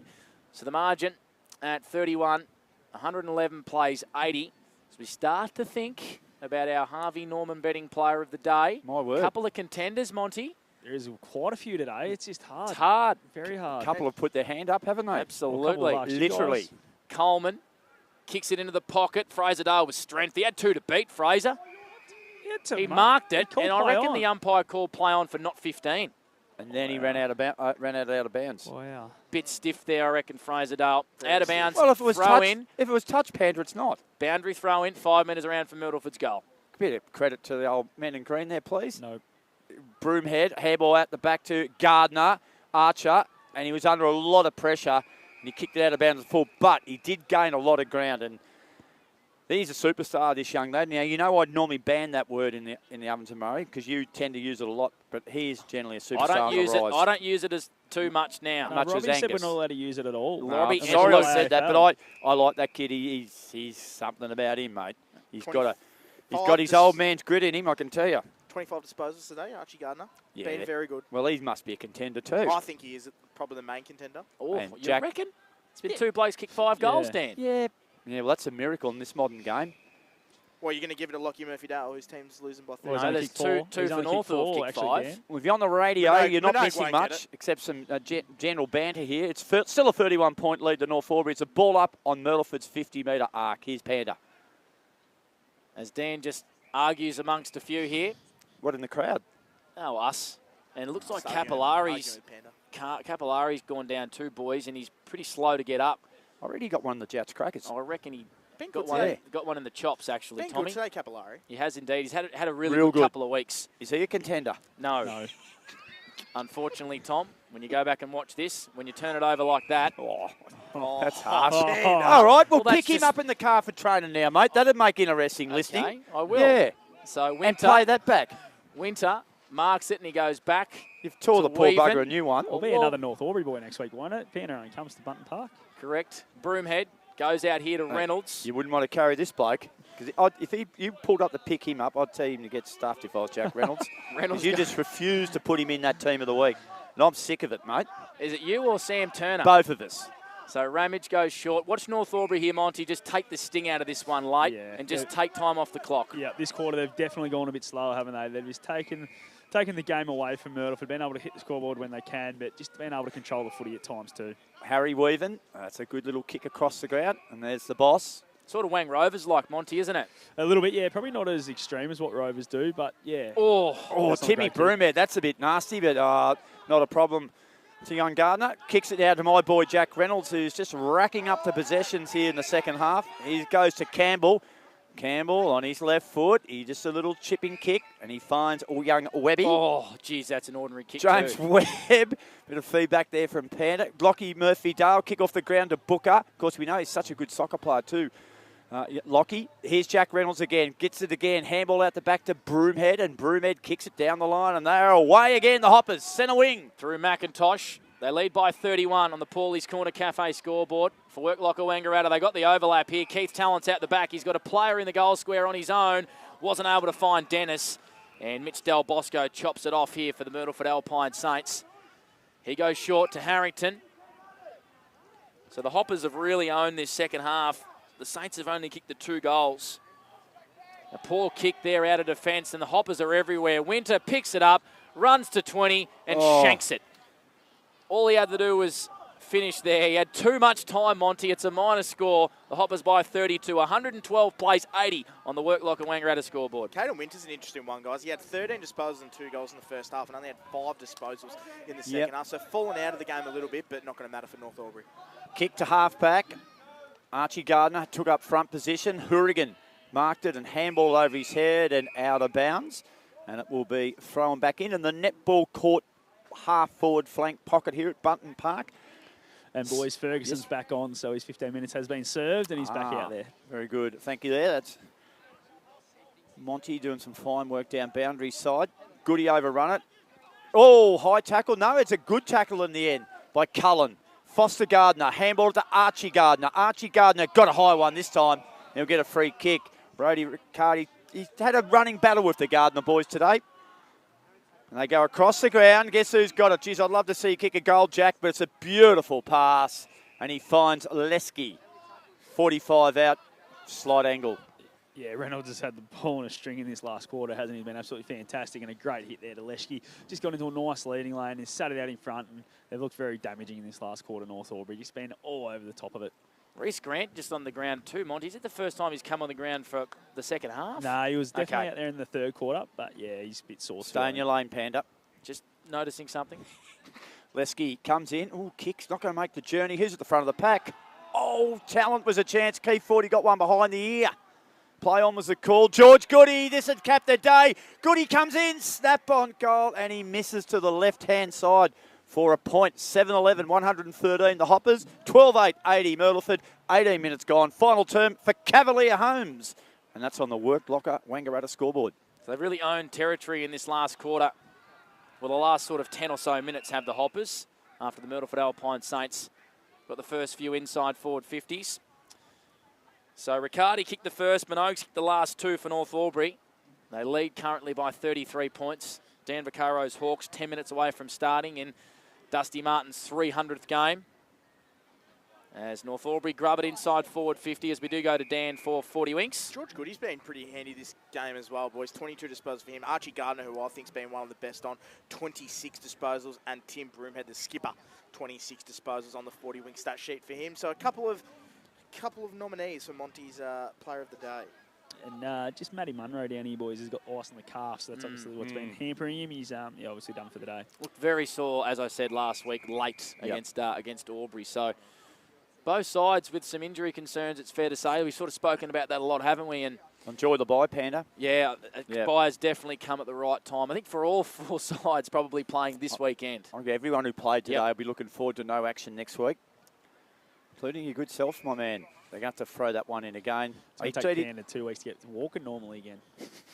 Yeah, absolutely. He didn't look good. He did not look good. For a very fit man, Panda, you pulled up very sore from that experience today. I'm an old man, Robbie, I can assure you of that. Yeah. Well, it's another ball up, and it's perched 25 metres out from the Hoppers' goal. 19.5 minutes gone. North Albury lead 113 to 80. They're going to consolidate their position in the top 3. In fact, momentarily, they might even sneak their way up to second, and depending on percentage. So dummy from Broomhead. Finish it off with a great goal. Timmy Broomhead, rubber stamps. An absolute classic game from the leader. That said it all about the man today, Timmy Broomhead. They all come to him, and the Hoppers are going to pull off a big win today. One of their best wins for the season. Terrific finish, 119 to 80. Well done, Tim Broomhead. Yeah, absolute star, Tim Broomhead. 27 disposals and 2 goals for him.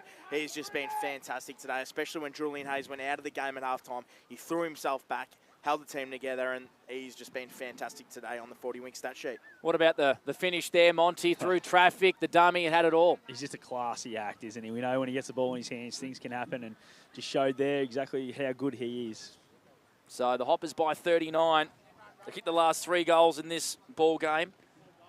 Repeating as well that Nick Ferguson's on report for a sling tackle. He was sent off, and Julian Hayes was also stretchered off with what we believe is concussion after an incident with Lockie Murphy-Dale in the second term, I should say. Panda, reminiscent of me not to mention, that was the steal line goal of the day. It was, as McIntosh comes through for North Albury. Kicks just almost had a little bit too much on it for Foster Gardner. I like these Gardner boys. A little bit of action. He plays on straight away, kicks it out the front of Minogue. Wasn't able to mark. Sweeping on this one is Liam Lischke. He wants to get in the action. Lischke snaps. It's across the face. I think it just bounces out of bounds.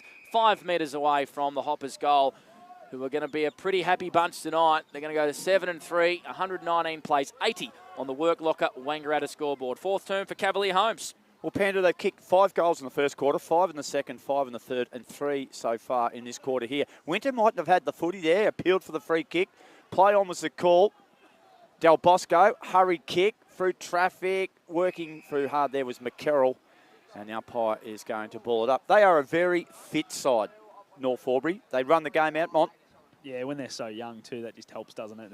They just keep going and running all day. Ferguson back on the ground, sits over the footy. He can't gather it. It'll be a ball up. It will be. Umpire says, give it to me. Still sitting 20 metres out from the North Albury goal. They're attacking the North Albury Sports Club end. I'll get the inside 50s off you for this quarter alone, please, Dan, shortly. I know it was about 30 each at 3/4 time. So just stay with that forward, please, young man.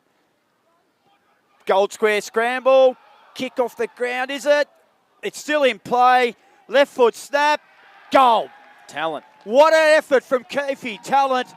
He gets his first of the afternoon. He's had a couple of attempts. He's been in and around the mark, and he caps it off with a beautiful left foot snap, the boy from Brock Burham.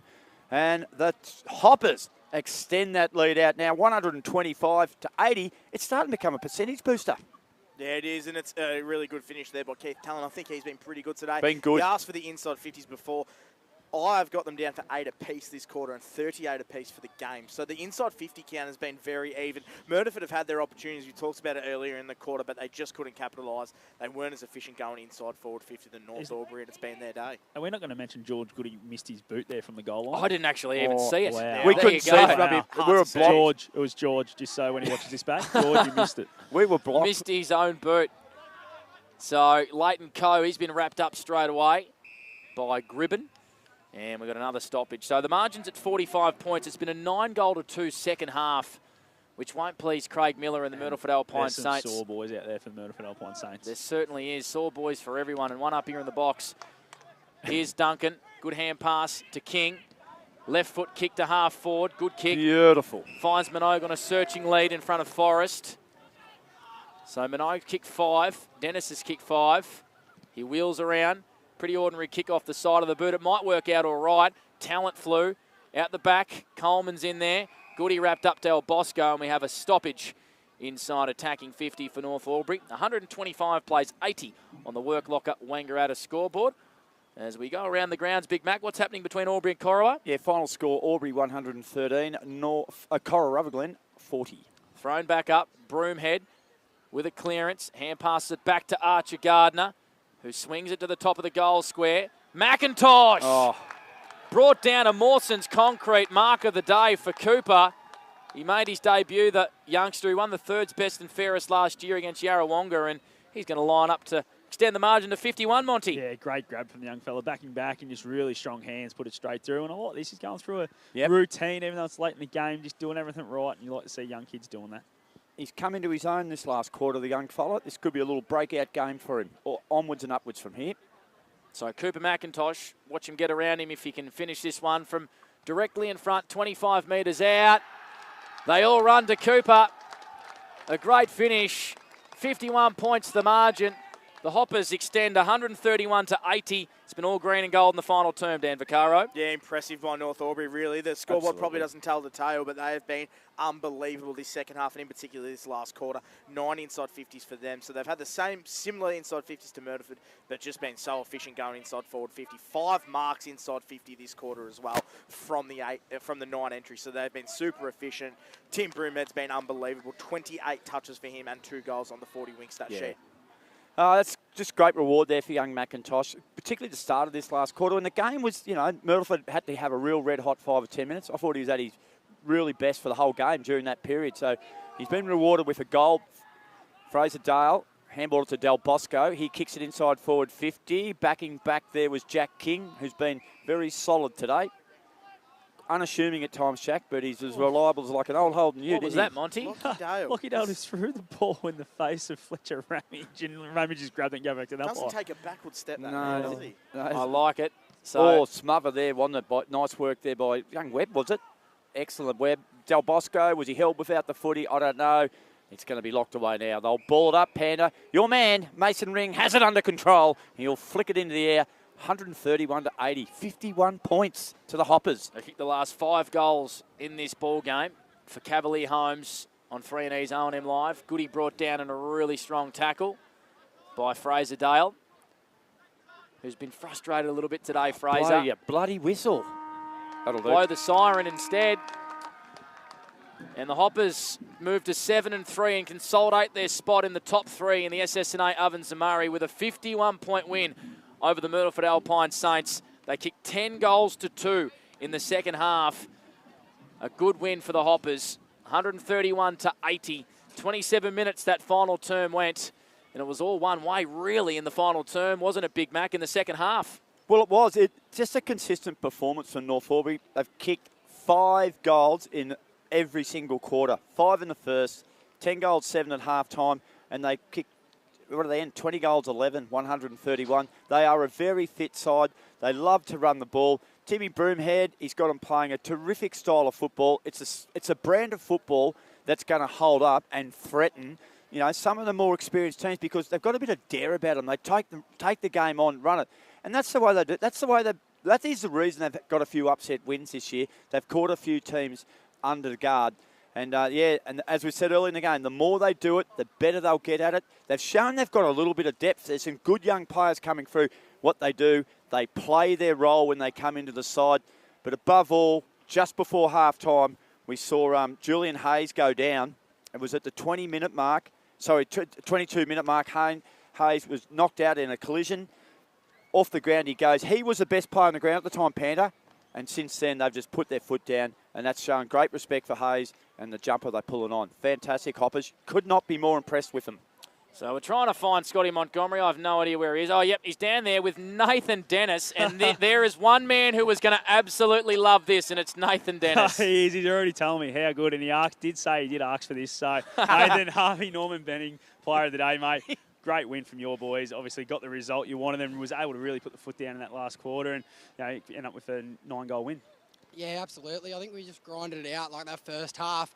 They really stuck it to us. It was very physical. And then I think in that third we started to kick away and then it was just party time that last one. It was good. Yeah, a bit more fun than last week where it's nerve-wracking and only the point, but to have a win like that, mate, you got to really, really enjoy it. And big night tonight with the Ladies' Day on today. Yeah, absolutely. I reckon there'll be a few ladies up there on the beers. So, absolutely great win. And to follow up from last week, I think that's the first time we've won 2 in a row since round 4. So it's very, very pleasing. And I can see a big Panda smile up there already. He'll be happy tonight. Well, he's claiming it because he drove you to training during the week that your performance was because of that. Is that true or not? He did try to claim that last week as well. So we'll give it to him. Well, mate, go and enjoy it. Enjoy the night. I'm sure you'll have a few. Will do. Thanks, mate. Cheers. Nathan Dennis, our Harvey Norman betting player of the day, and he kicked the 5 goals. Josh Minot kicked the 5 goals, and this is the most my A4 sheet of paper has been filled out all. Mate, and it was just a good. I think we made the comment at quarter time. It was so easy on the eye, that game, to watch. It was pinging from one end to the other. It had a bit of vigour. It wasn't circle work. There was a bit of spice in that game. Yep. There's no doubt about that. And both sides just turned it on. It was 10 goals apiece at half time. We're just wondering if it could last. One side lasted and the other one didn't. And North Albury, they came out in the second half and kicked 10 goals to 2 in the second half. So often we've seen, and it's been the tail of the tape for Myrtleford this year, they've stuck with teams, haven't they, Dan, for 3 quarters. Today it was 2 quarters, and I think they were severely undermanned with injury. We know that, but so were North Albury. So I think Craig will be pretty disappointed with their second half. Yeah, I think so, and I'm really interested to speak to him after the game. He's always a great talker, and he's brutally honest. And yeah, look, Myrtleford are probably getting to that stage now where that's probably the next step they need to go as a footy club. Like, they can be competitive, they can play that good brand of footy, but they need to probably stay in games a little bit longer. And I know they had injuries today, but you mentioned that North have had their injuries too. So I think it's important for Myrtleford to take that next step now and sort of drive up the ladder a little bit more, Robbie, and run out games probably a bit better. He's my slight criticism to Myrtleford. So we're trying to get the song here. We're in the rooms over at North Albury. We're probably 200 metres away, so we'll try our best on our wireless mic with Scotty Montgomery. It's packed in there too. There's a lot of supporters. They have great support today, the Hoppers. Great support. They're very passionate. Here we go.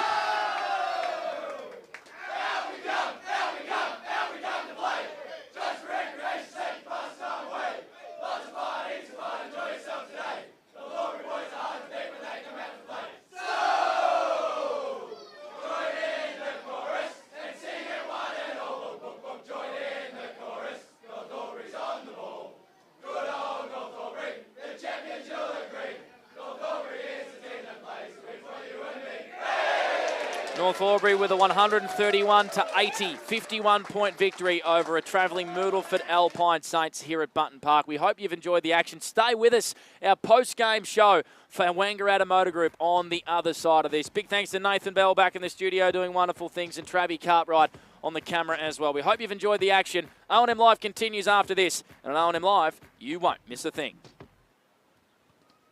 All clear. Well done. What's your future look like? Where do you want to be? Shaping lives through nursing? Building communities through community services? Maybe caring for animals through veterinary science? With GoTAFE by your side, you can make it happen.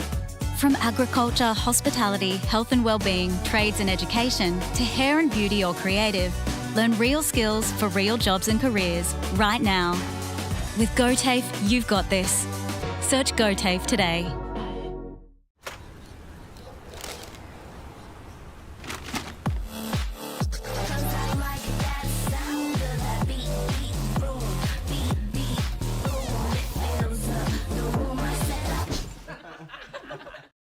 At 2AY, we're your home of live sport.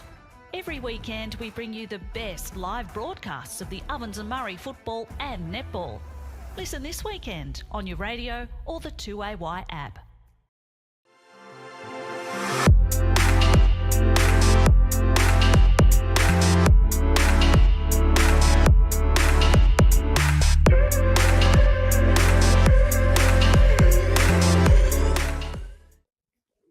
Adroit Insurance and Risk, your local insurance advisor, able to tailor insurance programs to support your business. And we're proud to support our local community.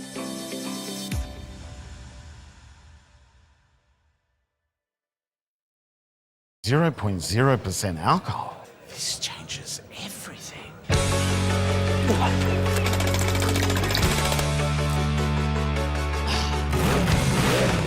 Rewrite the rules. Carlton Zero.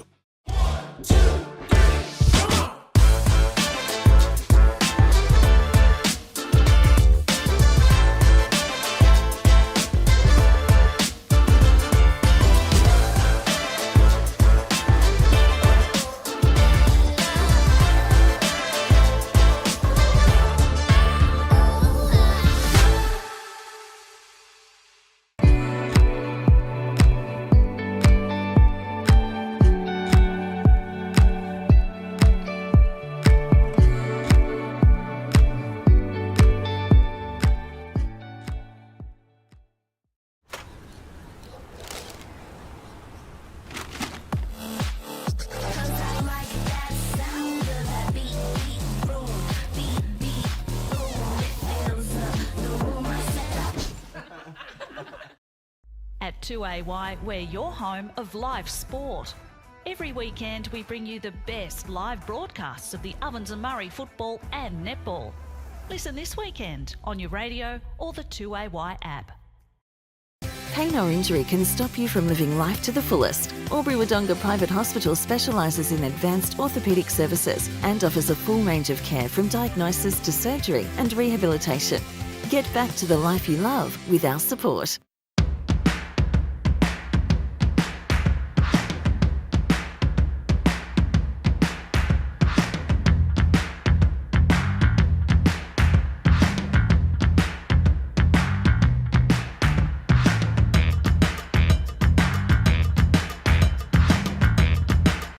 Half price until half time is on in the locker room. Watch Friday night AFL footy action live on our big screen and get half price selected beers until half time. On now in the locker room at the SS&A. The Ovens and Murray Football League is proudly sponsored by Opal.